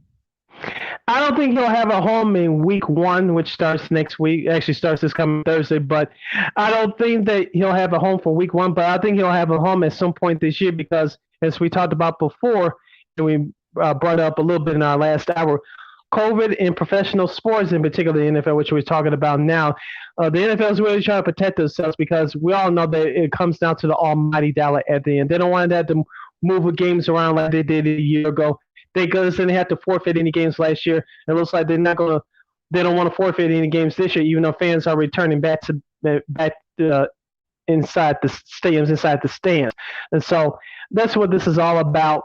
But going back to Cam, I think he will have a home. Which team is that? We don't know, but he's sitting in a very good position right now. I know some people want to question his character by saying that he's not going to go to to certain teams because we all know that he's going to be signed as a backup quarterback if he wants to get picked up right now before the season starts. But he has some leverage if he starts next Sunday on the couch because it's always going to be a couple of quarterbacks that are going to go down. There's going to be a quarterback or two that's going to have insufficient play. And once that happens, if the contract's not too bad, that particular team is going to cut him. So, injuries always take place in the first few weeks of the season anyway. So if you're Cam Newton, of course, you want to be on the opening roster next weekend. But I think it's going to do him some good to sit out, to be on the couch next Sunday because in the next few weeks, someone's going to go down or somebody's going to play bad enough, they're going to get released. And so it's going to open up a job for Mr. Newton. So will Cam play this year? Yes. I don't think he's going to be on the roster for week 1. Yeah, I think that might have been why they actually released him as as late as they did, because I guess they wanted him to try to find a home. But like you said, Sid, I think that teams are already setting up their roster, 53-man roster. So I'm thinking that maybe by 6 or 7, by halfway through the season. Sorry about that, folks. I'm charging my doorbell there sitting behind me, so that's why they're doing it. But yeah, I mean, I think he probably will be able to kind of I think he will find a home if they injuries happen, lack of production. So Mhm. I don't think he'll be in. Of course he won't have the time to be ready week 1. And sit behind a clipboard. But I'm thinking about by 7 or 8. By halfway through the season, maybe he probably will get some. We probably will be some I teams can, that I can probably don't definitely see want that, yeah, but at least by mid to late October, because as we see every year, Lakeena, injuries, especially at the quarterback position, happens every year. And pay attention to a couple of these places: Indianapolis, right. Philadelphia, even though they picked up Minshew, Washington. I know they believe in Fitzpatrick, but head coach Ron Rivera, I was a coach Cam a few years ago. But if Ryan Fitzpatrick is injured, you would think that Ron Rivera would give him a call, correct? Unless he knows something that we don't know, the reason why he didn't pick up Cam Newton. You would Yeah, that's think. good. Yeah, I would hope so. Yeah. So pay attention to those types of teams. And so I would say Detroit, but they got to play Jared Goff to make the team look good, because they traded for him and to get rid of Matt Stafford early in the offseason. So I will cross out Detroit. Green Bay is not going to do it unless Aaron Rodgers gets hurt. They're not going to pick up Cam. So Minnesota, they're not going to do it. Cincinnati's not going to do it. Pittsburgh, I know some people say Pittsburgh should pick him up. I know Ben Roethlisberger is in his last year in a Pittsburgh uniform. It's a slight possibility, but I don't see it right now. So some people say even Baltimore. I don't know. Like I said, Lamar Jackson, we know is a star. He's a starter, but as of right now, Cam Newton doesn't have that many options in terms of being a starter right now. But as we said before, a couple of these starting quarterbacks go down. Cam Newton's in a greater position because he's healthy. He's ready. He'll be ready to go. Yeah, I think I'm sure he'll keep himself in shape. I'm sure he'll keep himself. I'm sure he'll be playing around. I'm sure they'll be working out and spending various places wherever he lives, and I'm sure he'll keep himself in shape in case someone calls. Cause I think they will. Somebody will call him. I think so. Again, we'll see what happens. But yeah, I'm kind of like looking forward to seeing how he does with this, because I kind of feel like maybe some self-reflection maybe for Cam. And I know some people say, well, maybe he should get vaccinated. Maybe some teams probably will be able to talk to him, but especially if he wants to go to Washington still, going with Ron Rivera, who as you guys know, he's a cancer survivor. So I don't. We'll have to wait and see. I mean, I think there'll definitely be some people waiting for his services. Yeah, real quickly, Ken, I was thinking about this other team yesterday, but they still have some questions to answer this year, and that's the New York Football Giants. And I said the kid will fit on the Giants, but they gotta. I know this is the year they have to find out if Daniel Jones is their guy going forward, because GM Wayne Gettleman is on the hot seat there. And I know Saquon Barkley, their starting running back, who got injured here in Chicago in Week 2 in last year's game. He's on track to play next Sunday against the Denver Broncos, the season opener over there in New Jersey. But I thought the New York Giants can use Cam services, but they want to find out if Daniel Jones will be the guy. So as of right now, Cam Newton won't be a member of the New York Football Giants. Yeah, I think that's going to be. Well, you think he probably would want to go to the Giants though? Because if you're Cam, is it going to be sort of at the point where you're going to want to try and perhaps go to a contender? Maybe that's why people are saying Dallas. Some people are saying Washington. That's why. Yeah, like I said, those two options are better than the New York Giants, unless the Giants get out to a surprising start and Daniel Jones happens to get hurt. But like you said, Lakeena, his better options are Dallas or Washington. Should either of those spots open up? I know right now Dak Prescott's the starter in Dallas, but Dallas needs a backup quarterback now. If Cam Newton can, I don't want to question his character, but if he'll have to accept a backup role if he wants to go to the Cowboys. If he does, then Dallas is his. Yeah. So again, that's another with Dak Prescott's injury. So we'll see how he flourishes. we'll see if someone gives him a call. But yeah, let's talk a little bit about the Bears for a second. Now, of course, there's this thing about should Justin Fields go ahead and start on Sunday nights, next Sunday night, I should say, against the Rams. Of course, as promised for Andy Dalton, Ryan Pace reiterated in a presser earlier this week that Andy is QB1 and that Fields isn't ready and yada yada yada and such. But so, what do you think?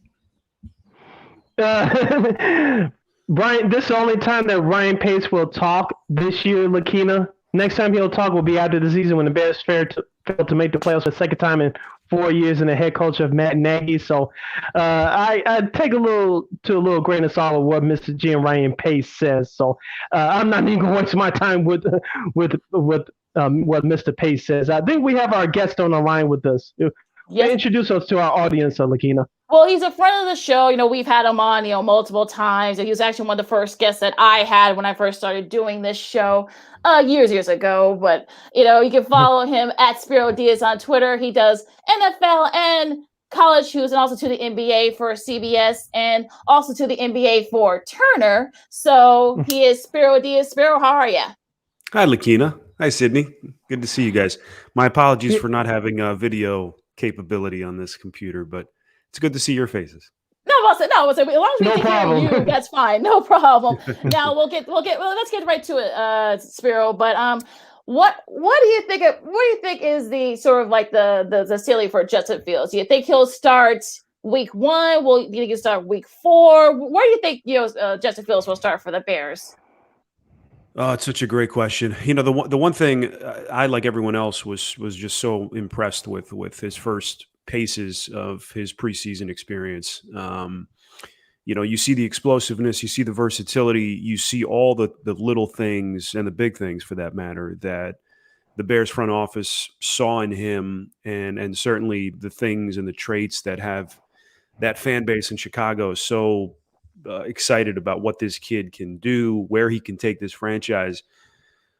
On the flip side of that, I think it's always important to remind ourselves that what happens in the preseason a lot of times is not something that projects immediately to the NFL. And this is a question every year we have with all these young quarterbacks that come into the league that are high draft picks. The expectations are so immense that I just think sometimes it's best for them to sit back, not have that immediate pressure to put the franchise on their shoulders right out of the gate, and just allow them to settle in. And we've seen that work with guys, on one end of that spectrum, of course, is Aaron Rodgers, Patrick Mahomes, who basically took a redshirt year and had that incredible experience of sitting back and watching a pro's pro like Alex Smith perform, and I think led the league in passing in 2017. So Mahomes was able to sit back and see that, get his reps in practice, go get all his mental reps, all the things that you do as a number 2 quarterback, and then was able to jump in and obviously hit the ground running. So I don't think there is a blueprint that works. I think it's different with every player. But if he doesn't play immediately, I would not be upset in the least if I was a Chicago Bear fan. I just think sometimes it's better to be cautious, see what he can, what you can put on his plate initially, feel him out in terms of what the coaches see from him. And then when the time is right, he plays. And hopefully he's the guy that finally is able to turn that thing around, because they've been waiting for a very, very long time. And sticking with the rookie quarterback, Spero, of course, Trevor Lawrence, we all know it's the starter for the Jacksonville Jaguars under first-year head coach Urban Meyer. But let's go to San Francisco. Pressure is on Jimmy Garoppolo to perform this year. Of course, he has that big, hefty contract, which San Francisco desperately wants to move. But Trey Lance has looked great during the preseason. As of right now, he's going to start on the bench. When do you see him getting some taking over the starting reins? Will it be early in the season? Will it be midway through the season? What is your guess in terms of the timeline where we see Mr. Trey Lance on the field for the 49ers? Sydney, I see a lot of similarities in their situation with what we just described, with what Kansas City had with Alex Smith in 2017. Look, Jimmy Garoppolo has had the injury history. He's basically missed 2 of the last 3 years. But, and this is a but that we can say for everyone basically in the NFL, if he stays healthy, he gives them a chance to win. I mean, we have to remind ourselves that they were basically a quarter away from winning a Super Bowl with Jimmy Garoppolo the last time he played a full season in 2019. So, then you have to consider the financials. They still owe him a ton of money. Not sure what his cap hit if they were to go in a different direction. But to me, the best scenario in San Francisco this season is Jimmy Garoppolo's your starter. He is your starter the whole season. Obviously, we're going to see Trey Lance in different moments. But to me, it would be the best scenario if they can get a season like Kansas City got out of Alex Smith in 2017, where Garoppolo is playing at a high level, efficient. And then when the time is right, either at some point this year, maybe towards the end of the year, you give Trey Lance a shot. And then next year, obviously, it's Trey Lance's team, and off you go. I just think it's such a hard league at any position, but especially at the quarterback position.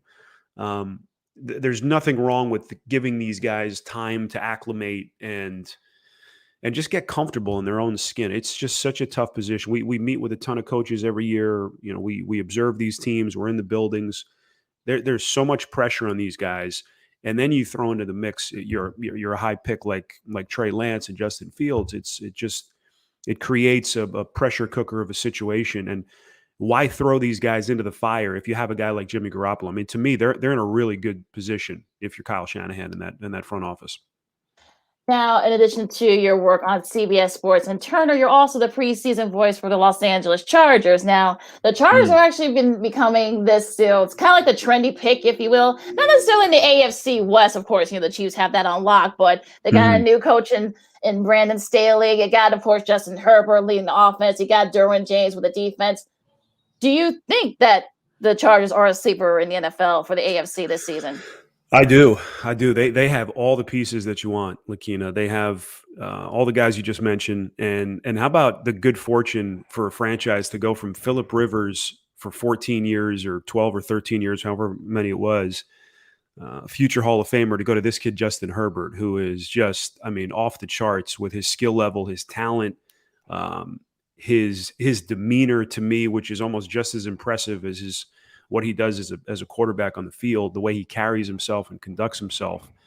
To have a guy like that is your franchise quarterback for the next decade plus is something that teams salivate over, and the Chargers have that again.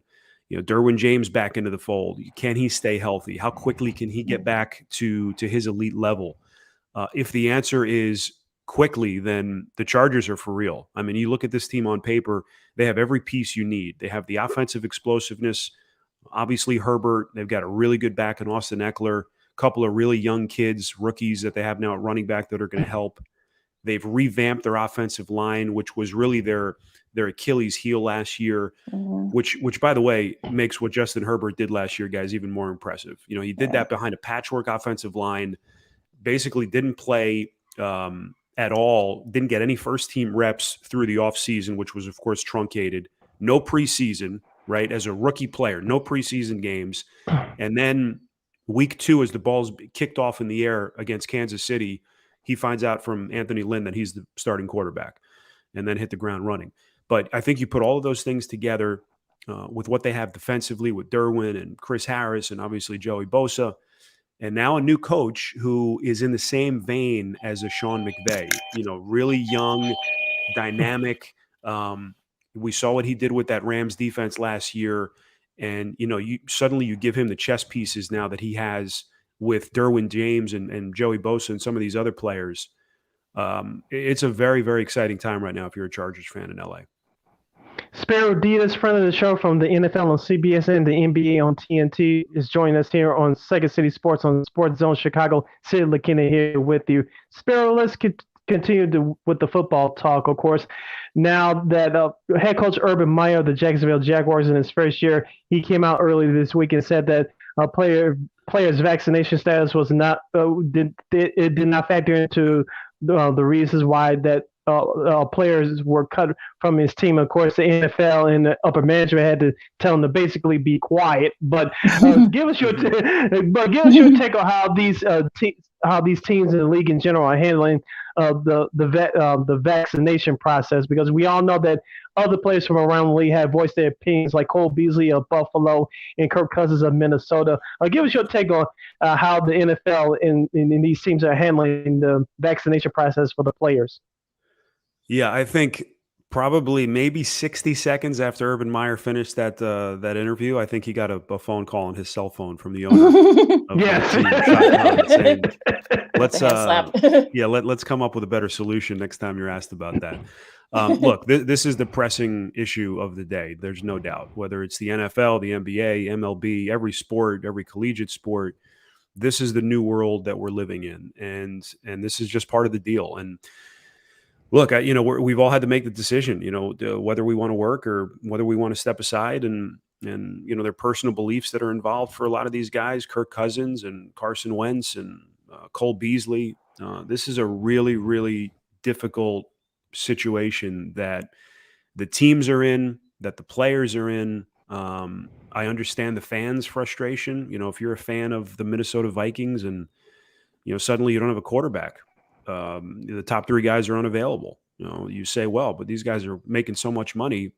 Go get the vaccine. But unfortunately, these guys are people. They have families and they have to make very tough personal decisions. And it's one of those things that I think is not going away.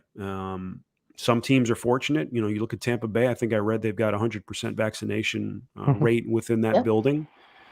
But now with the breakthrough cases, it almost seems like that doesn't guarantee you a bout with this thing at some point during the season. I just think this is the new normal now moving forward. I think every year this is going to be an issue.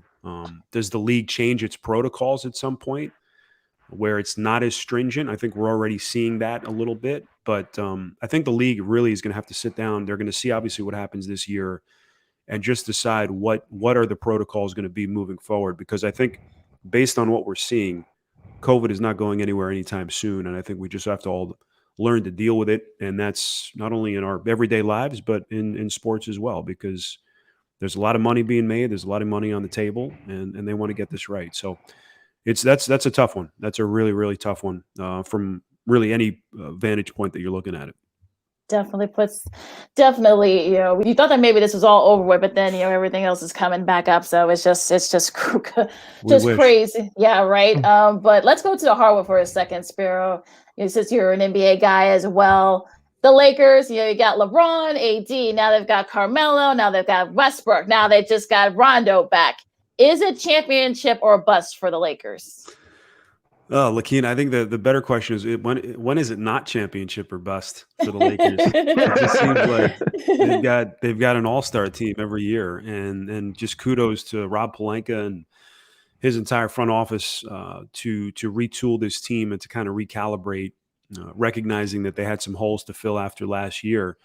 How could you look at this team on paper and say that they don't have a shot? And I've lived in Southern California now for the better part of 15 years, and there is pressure for this team to win a title every year. And I tell all my Laker fan buddies, man, you guys, you just don't know how good you have it. I grew up in New York. I grew up a Knicks fan, and I tell them, those people have been waiting for any kind of contention for, the last 40 years, basically since 1970 or, going on more than that.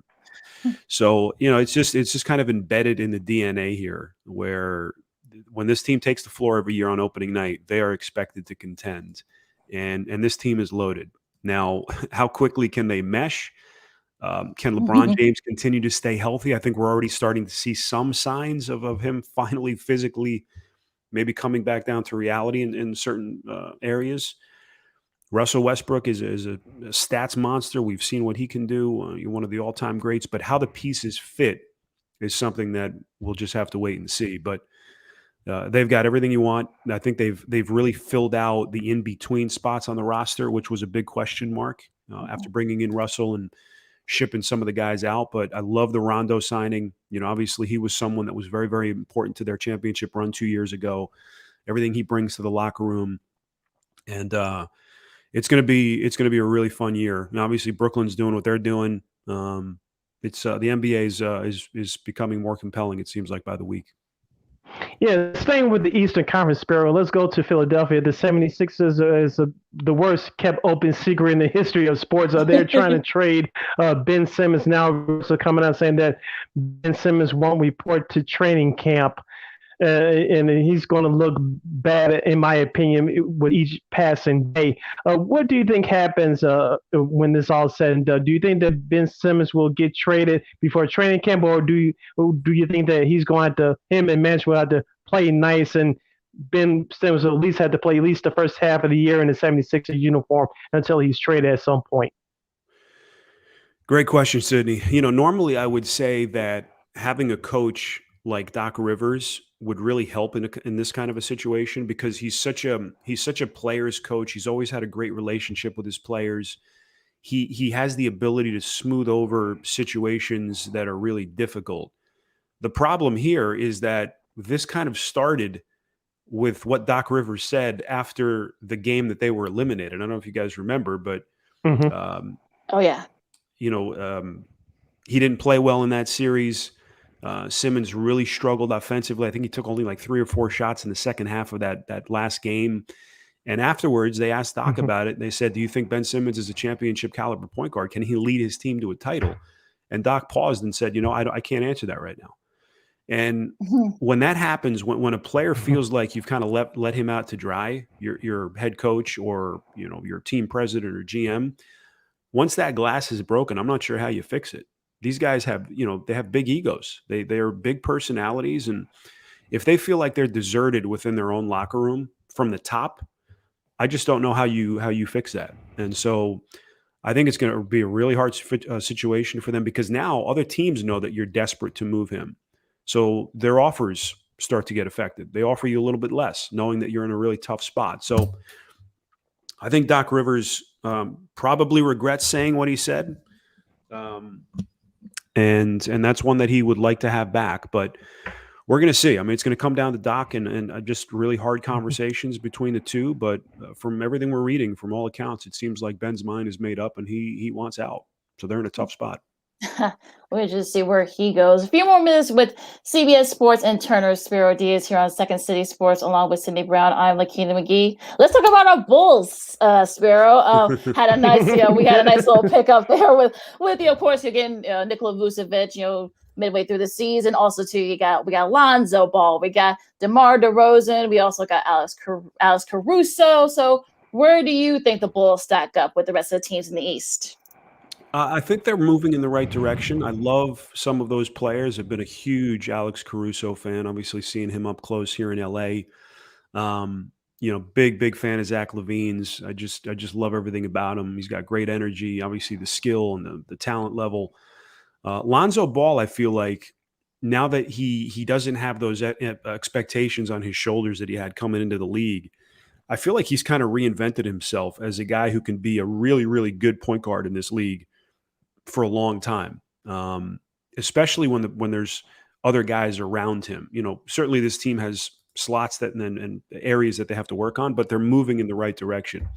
And I just got to say, speaking about the Knicks, I miss the league when both New York and Chicago had championship contending teams. I think the league so desperately needs the Bulls and the Knicks to get their act together. And I really, really hope that Chicago is moving in that direction. It seems like they are. It seems like management is starting to make the right decisions. But boy, the NBA desperately needs those two markets to be relevant again. And it just seems like it's been so long since that's been the case. But man, growing up in the 90s, there was something about every spring. Knicks, Bulls, obviously the Jordan era and Patrick Ewing and all those guys. But the NBA is just different when those two cities are relevant, and hopefully here in the next couple of years we'll get both of them back. You just made up my weekend plans, Spero. I'm gonna go back to go and watch Last Dance and go to YouTube and my DVDs and look at those old Knicks. Thanks a lot, Spero. Whenever I need a little pep, I go back to YouTube and watch some of those games. Nothing like it. Times. Yeah. Last question from me, Spero. Going back to the NFL, we talked about the Los Angeles Chargers earlier as perhaps being a trendy pick for a surprise team in the NFL this year to return to the playoffs. Of course, this year you have an extra game, not 16 games, but 17 games. Of course, every year half the the teams that made the playoffs last year, at least half of them don't make it this year. Which couple other teams that the NFL fans should keep an eye on in terms of they could be a sneaky team, perhaps challenge for a playoff spot this year? Ooh, good question. Trendy teams. Well, San Francisco is kind of an interesting team to me. If Jimmy Garoppolo can be the guy that we mentioned earlier, they've obviously got some really, really good pieces defensively. Anytime you have Kyle Shanahan as your head coach calling up the plays offensively, you've always got a shot. I'm really interested to see what Tampa Bay can do. Can they repeat? It seems like every year we expect Tom Brady to go on the opposite direction, and he just keeps coming back and winning championships. What team can challenge him? Can they deal with all the things you have to deal with as a team trying to contend for a repeat championship run? I think there's a number of teams, guys, that have a ton of pressure to win this year. The Raiders in Vegas, year 4 for John Gruden. Mike Mack, I think this is year 3 for him. And he just said it himself this week. We've got to win now. We've got to be a playoff team now, or it seems like they maybe could go in a different direction. Anytime you hear the GM say that in the preseason, that the alarm bells kind of go off a little bit. And then the other team for me is certainly not a trendy pick because everyone's talking about them, the Buffalo Bills. You're talking about a fan base that's been waiting for a very, very long time. And finally, you've got a team that you think can very well win the whole thing. And I don't know if you guys have ever been to a game in Buffalo, but there's no place like it in the league. Such a rabid fan base. And just to see that team relevant again is really, really exciting. And Josh Allen is incredible. They lock him up with the big contract. What does he play? How does he deal with, all the pressure that comes with a big contract signing like that? Fascinating to watch them do it. And the Chargers. I mean, being in LA and seeing what they've built here, very, very interested to see how far that they can go with this new coaching staff. So there's stories all over the league. The Ravens are going to be good again. The Cleveland Browns, very similar to Buffalo. Finally, you've got your quarterback. You've got some young pieces in place. Starved fan base, great football city that seems like they're relevant again. So there are a number of stories, I think, around the league, the Miami Dolphins as well. And it's just a really fun time of year where, so many teams feel like they've got a shot early in the year. And opening day can't come soon enough, guys. We're all very excited. Absolutely. You can actually catch Spero and his new partner, Jay Feely, on September 12th as they go. Speaking of the Chargers, as they face Washington. That should be a fun one, Spero. Thank you so much for joining us today. And hopefully next time we bring you on, we can actually see that handsome face of yours. But yes. You and your family stay safe, and thank you so much. And Spero, we'll catch you guys can catch him all this fall on CBS doing NFL. So thank you so much for joining us again. Thanks, Lakeena. Thanks, Sydney. Good to see you guys, and we'll do it again soon. Take care. Absolutely. Thank you, sir. Thanks. All right. That was CBS Sports and Turner's Spero Dedes. Now I'm ready for football and NBA too. So how about you? I'm waiting for NFL football, of course. As we remind you again, we'll remind you at the end of the show today, but we'll give you an early reminder. Starting next Friday, every Friday is going to be a hashtag Football Friday show. Lakeena's going to give her her best, not just plays, but best games for college football on the slate. And of course, we're going to give you a breakdown of every Bears game, preview their opponent. And next Friday, just a programming note, next Friday, we'll give you our Bears roundtable as we bring on our friends and experts to preview the upcoming season. And then, of course, we're working on it behind the scenes. We're going to give you, besides yours truly, and Lakeena, we're going to bring on a couple of our friends at college to help us pick games as well, because yours truly has been the winner of the last 3 years of picking NFL games. So we're going to have that as well. So starting next week, the majority of the show is going to be hashtag Football Friday. So get ready for that. I can't wait. You won, Mr.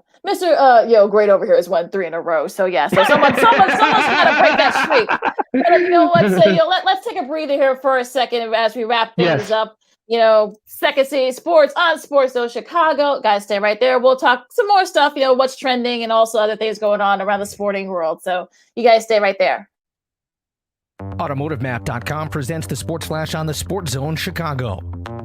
In Sunday's Major League Baseball action, the Cubs got pounded 9-1 at home against Kansas City. The White Sox shut out on the road 9-0 at Tampa. NFL preseason on Saturday, the Bills hammered the Bears 41-15. Andy Dalton, 11 of 17, passing 146 yards, a touchdown, and an interception. Justin Fields, 9 of 19 for 80 yards. Head coach Matt Nagy says Dalton remains the Week 1 starter and that Fields is ahead of schedule. When you look at a guy like Justin and you see the things that he's doing, are there some things that he can get better at? Yeah, for sure. That's going to be, we're going to say that 3 years from now. But at the same point in time, for him, there's also things that he's doing better probably than we thought coming into this, which is good too. Like, that's what we want. We want that to happen. Download the free Score app. Lightning fast updates so you never miss a thing. It's why the Score app is one of North America's most popular sports apps. I'm Chuck Sanders. That's the Sports Flash on the Sports Zone Chicago.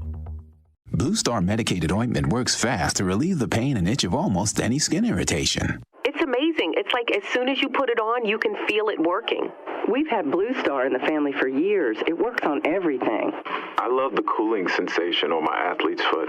What a relief for my eczema. Nothing worked on my dry, cracked skin until I tried Blue Star. Blue Star is great for scalp itch. Look for the white box with the blue star in the first aid section. Feel Blue Star work fast or your money back. Want to hear something amazing? Discover matches all the cash back you earn on your credit card at the end of your first year, automatically, dollar for dollar, with no limit on how much you can earn. Extra cash? Come on, how amazing is that? In fact, it's even more amazing when you realize all the places where Discover is accepted. 99% of places in the U.S. that take credit cards. So when it comes to Discover, get used to hearing yes more often. Learn more at discover.com/yes. 2021 Nielsen Report. Limitations apply.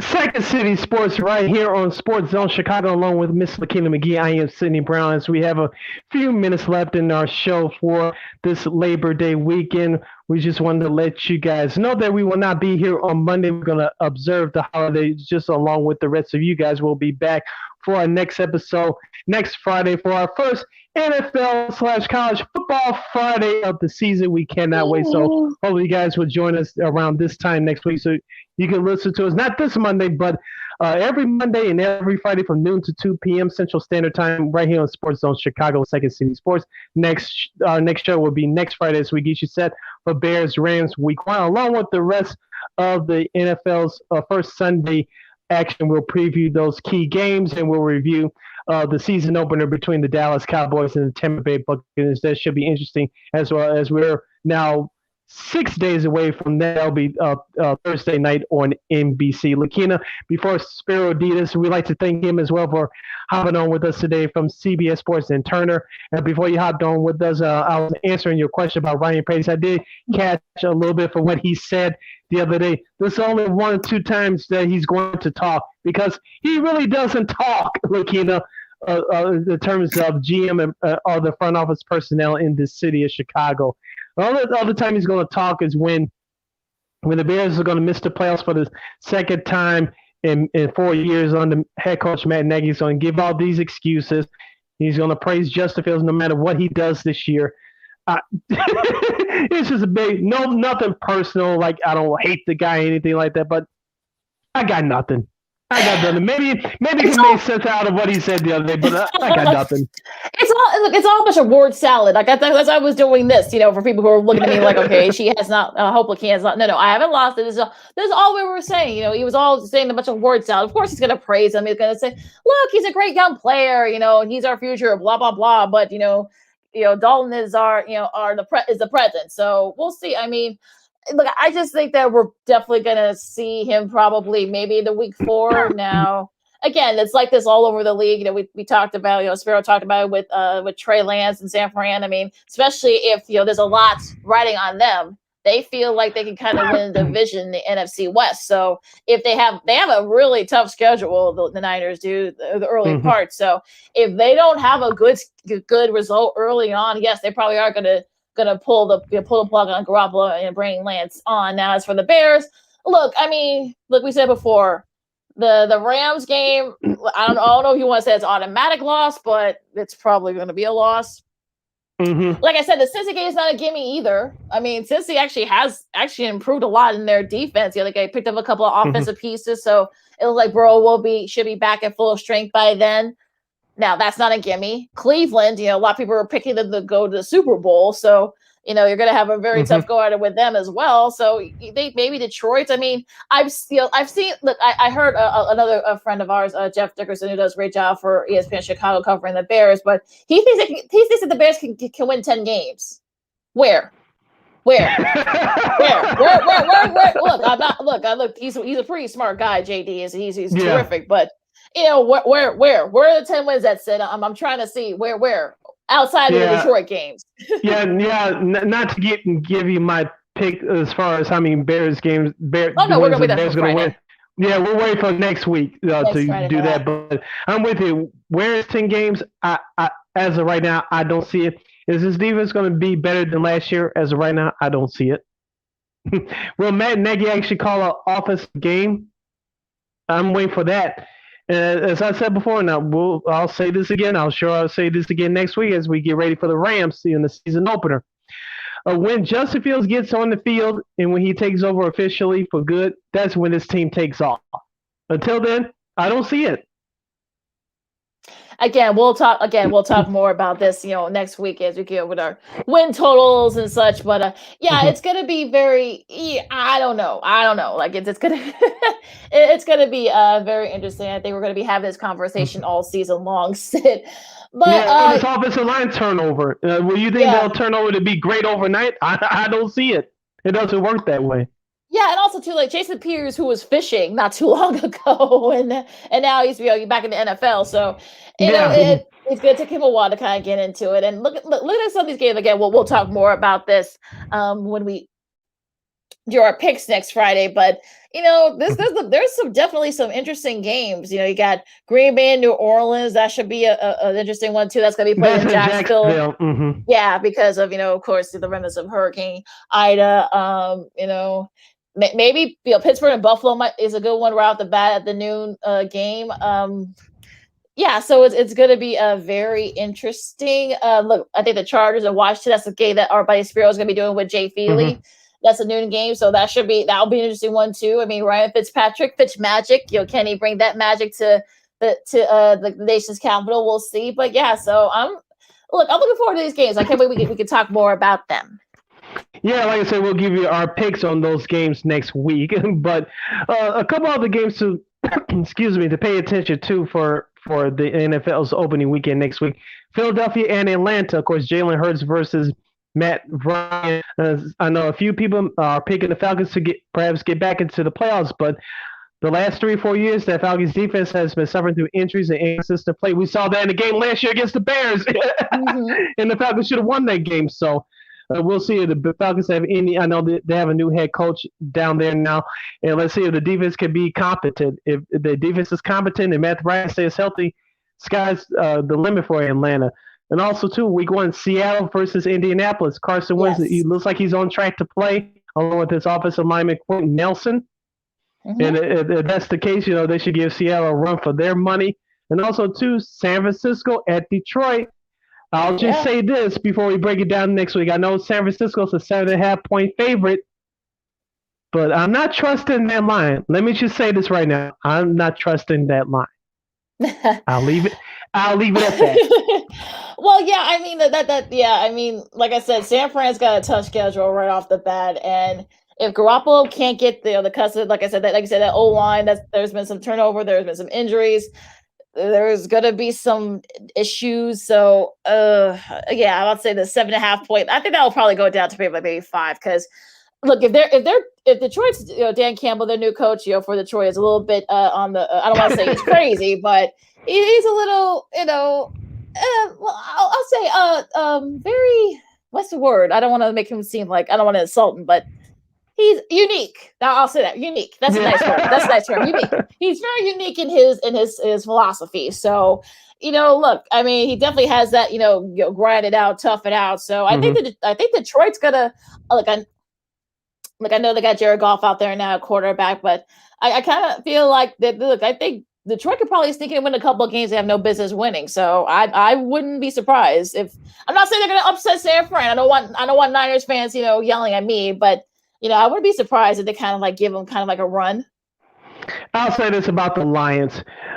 If they don't, I know Dan Campbell's on a honeymoon right now, but if they get out the box slowly and they start losing close ball games and getting blown out, and he's still holding comedy routines like he's Kevin Hart at the end of the game, so it's going to wear down with that Detroit fan base very quickly. So they got to be careful here. It's gonna get old really quick. So if you at least don't show, it's gonna get ugly real quick. Yeah, but especially if they get blown out. If they put up a fight and they lose a tough one, by a field goal, whatever, then look, I think Lions fans will be more forgiving. But if not, if they get blown out in some of these games, and they got a pretty tough schedule too, to start right off the gate. So, we'll see. It'll be interesting though. Yeah, and looking at the other games in Week 1, of course, the second half in the 3:00 games, of course, you mentioned Green Bay and New Orleans. And the Giants, I'm really looking forward to that one. That's really Teddy good one, Bridgewater. Yeah, Teddy Bridgewater, starting quarterback for the Broncos. Of course, this is Vic Fangio's third year at the Bears defensive coordinator from a few years ago. As we said before, if you're a third-year head coach in the NFL, you haven't won in your first 2 years, that third year is crucial, or else you'll be holding the pink slip and link cards. And on the flip side for the Giants, on the flip side of the New York Football Giants, Saquon Barkley, I cannot wait to see him come back. It's almost a full year since he injured his ACL, torn his ACL here in Chicago in that Week 2 game at Soldier Field. It'll be nice to see him back. Daniel Jones, as he goes, the Giants go. And also, number 2, will the Giants defense be competent as they were the second half of the year last year? Yeah, they actually gave teams some fits late last year, so that should be maybe they could build on that. The Monday night game. I mean, Baltimore against the Las Vegas Raiders. Look, Dobbins is out for the year. Yeah, that was terrible. That's man. a tough one. Yeah, that was a tough injury. I was up on him in the draft last year, so he showed some signs. Now he's going to miss his second year. I think Baltimore is still going to be good, but Lamar Jackson, it's going to come down to him, and you better if you're a Baltimore fan, you better hope that he doesn't get hurt, because if he does, it's over for him this year. Well, also too, you got Todd Gurley sitting out there on the market. Just saying, he's still out there looking for a job, so maybe they may have to give him a call. But again, look, Gus Edwards is a pretty good running back, so they got a lot of depth there. So I'm hoping that maybe that they won't have to rely on Lamar Jackson too much. Because I think that's sort of been like the thing that Ravens fans are kind of raging on, is the fact that they kind of depend on Jackson too much. So, but we'll see. I mean, I'm gonna, look, they got a lot of depth there, like I said, in the running back position. So, they got Justice Hill, of course. There's a name that a lot of fans remember. So you got to think he's gonna want to. OK State fans remember that name. So I'm sure he's gonna want to kind of get back into it. So they got a lot of depth there. But I think hopefully, we can depend on them and not have to depend on Lamar too much. But we'll see. Another sneaky game to pay attention to in Week 1 for you NFL fans out there, especially for those of you in the Chicagoland area. Minnesota and Cincinnati. I'll just say this. That game is not as easy as you think. I may be letting the cat out of the bag here a little bit. I think Minnesota's a 3.5-point favorite over Cincinnati, I believe. It might change. It might change though when we do our picks on next Friday. But let me just say this. Yeah, let me just say this as a wannabe amateur point spreader. I'm looking at that line fishy too. Yeah. I'm just saying. Well, let me repeat it one more again, as the kids would say. I'm looking at that line very fishy. I think Cincinnati could surprise some people. I'm not saying they're gonna win the whole thing and anything like that, but I'm excited to see Joe Burrow. And then on the flip side, Lakeena, I know Minnesota is looking forward to get back into the playoffs after barely missing it last year.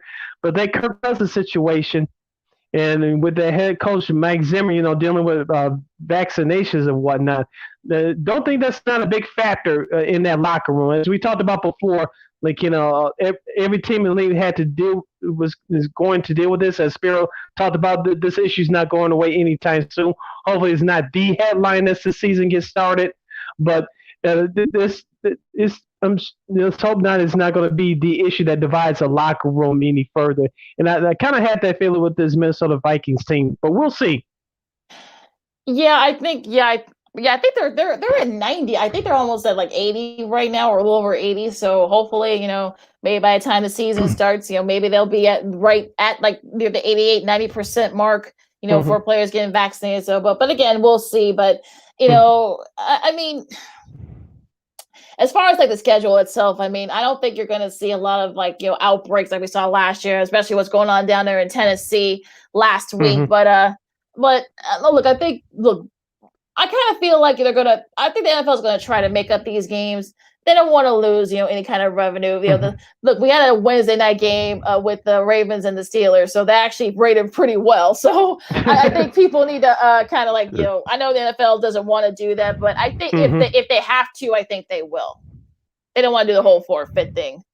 Yeah, real quickly, Kenny, you brought up Tennessee. I heard someone say this yesterday. Do you think, even though Ryan Tannehill, I don't think he's off the COVID list yet. I'm sure will be by the time we come back on the air next week. But do you think that Tennessee should give Cam Newton a call, especially now since they have Julio Jones from Atlanta? I'm sure they put the feelers out. I think so. I think, look, if you trust Tannehill, not only for the COVID, but also to stay healthy. He's been able to, they got a new offensive coordinator now. So it's going to be very interesting to see how they run it. Will it be Derrick Henry? You got Julio Jones there. So maybe they'll use him a little bit more. I don't know. But yeah, I think if you're Tennessee, I think you probably would definitely put the feelers out to Cam. I think so. So we'll see what happens with that. Get excited again, Lakeena. As football starts up. Oh boy! Yeah, I think the show's almost over. But speaking of dropping things, the Las Angeles, Las Vegas. Las Vegas, as you mentioned, they opened up the season on Monday night. Not this coming Monday, but the next Monday against Baltimore, and they're going to have fans in the stands for the regular season opener down there in Vegas. The name of the stadium escapes me for the moment, but going back to the team, John Gruden. Like you said, this is, I believe, his fourth year there at the helm. Yes. Mike Mayock, he may be looking forward to going back to the TV booth real soon. I actually like their defense, and their defense is not half bad. We saw signs last year. They should have made the playoffs, but they ended the season at 8-8. They lost that game down the stretch to the Miami Dolphins.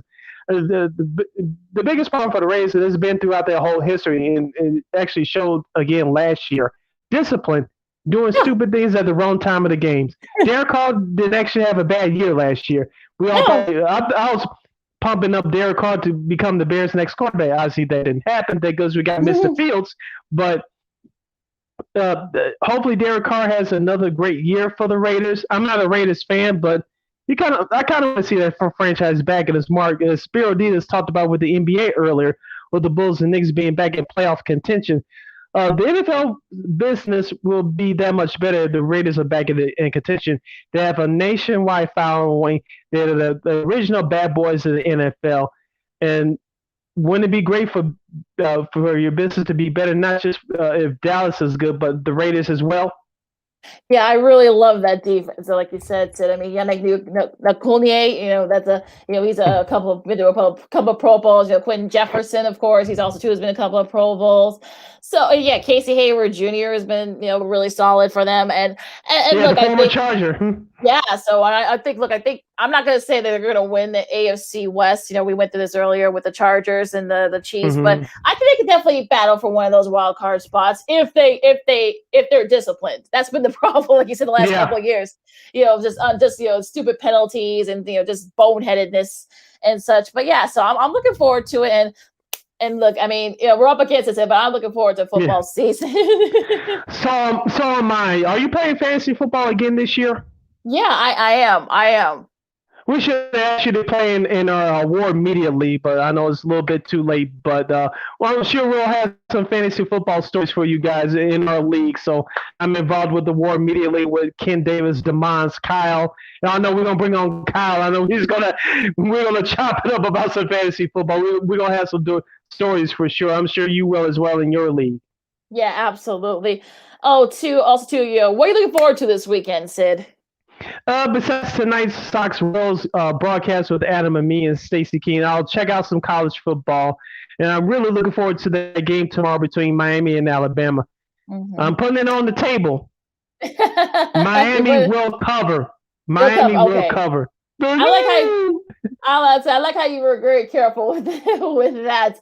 Of course, the college football too. We went through the matchups earlier in the show, but also too, you got some, golf. Patrick Cantley could probably, win that $10 million bonus. The tour championship that's going to go through Monday. He's up actually 2 on John Rahm and Justin Thomas, also Bryson DeChambeau. So that should be a fun one too. That's on NBC, the tour championship. Also the U.S. Open. Novak Djokovic is going for his, the calendar slam. He won his last match last night. So kudos to him. And also too, Naomi Osaka actually had a walkover in her last match, so she didn't even have to play. But she actually has a match coming up tonight, so definitely worth checking out. Also, Sloane Stevens is still in the mix. So, for those of you who have been wanting to see the U.S. Open, why should we watch? No Fed, no Nadal, no Williams sisters. But look, I gave you some reasons why to watch. So, and also Francis Tiafoe to another American. He's up tonight at 8:00. So make sure you guys check out that match as well. All right. On that note, you can follow yours truly on the Twitter and the IG at CK80. Once again, at CK80 in the Twitter. That's CK80. That's SIDKID80. That's SIDKID80. You follow me at Keenan McGee on the Twitter and at Keenan_McGee on the IG. Make sure you download the Sports Zone Chicago app wherever you get your apps, whether it's the Apple's iTunes Store or Google Play. Make sure it says Sports Zone Chicago. Download the app. You can watch live shows or catch up on past shows as well. You can listen or watch them. So make sure you download that Sports Zone Chicago app today. And also follow Sports Zone Chicago on all social media platforms. That's Facebook, Twitter, Instagram, and YouTube. Just search for Sports Zone Chicago on Facebook, Twitter, Instagram, and YouTube. You can catch the audio version of this show, Second City Sports, at War on Anchor, wherever you download your podcast. Make sure you type in the search engine boxes, WARR on Anchor. And speaking of War Media, you can follow them on all social media platforms. That's Facebook, Twitter, Instagram, and YouTube at War Media. Once again, at WARR Media. That's Facebook, Twitter, Instagram, and YouTube. And thank you in advance for your support. Like, share, subscribe, and tell your friends. We will observe the Memorial Day. We will observe the Labor Day holiday with you guys. So there's no show on Monday, but we'll be back at noon Central Standard Time next Friday for the next edition of Second City Sports. We'll get you set for week 2 of college football, week 1 of the NFL. We'll have our Bears Roundtable. It's going to be a hashtag Football Friday show. And, of course, we'll give you the latest update from the Sox and the rest of Major League Baseball. Lakeena, take us home. All right, for Sid, I'm Lakeena. You guys stay safe out there this Labor Day weekend. And if you're not going to get vaccinated, at least wash your hands and wear your mask. And, enjoy the holiday and be good to each other. This has been Second City Sports on Sports Zone Chicago, and we'll see you next Friday. Go Sox. Holla!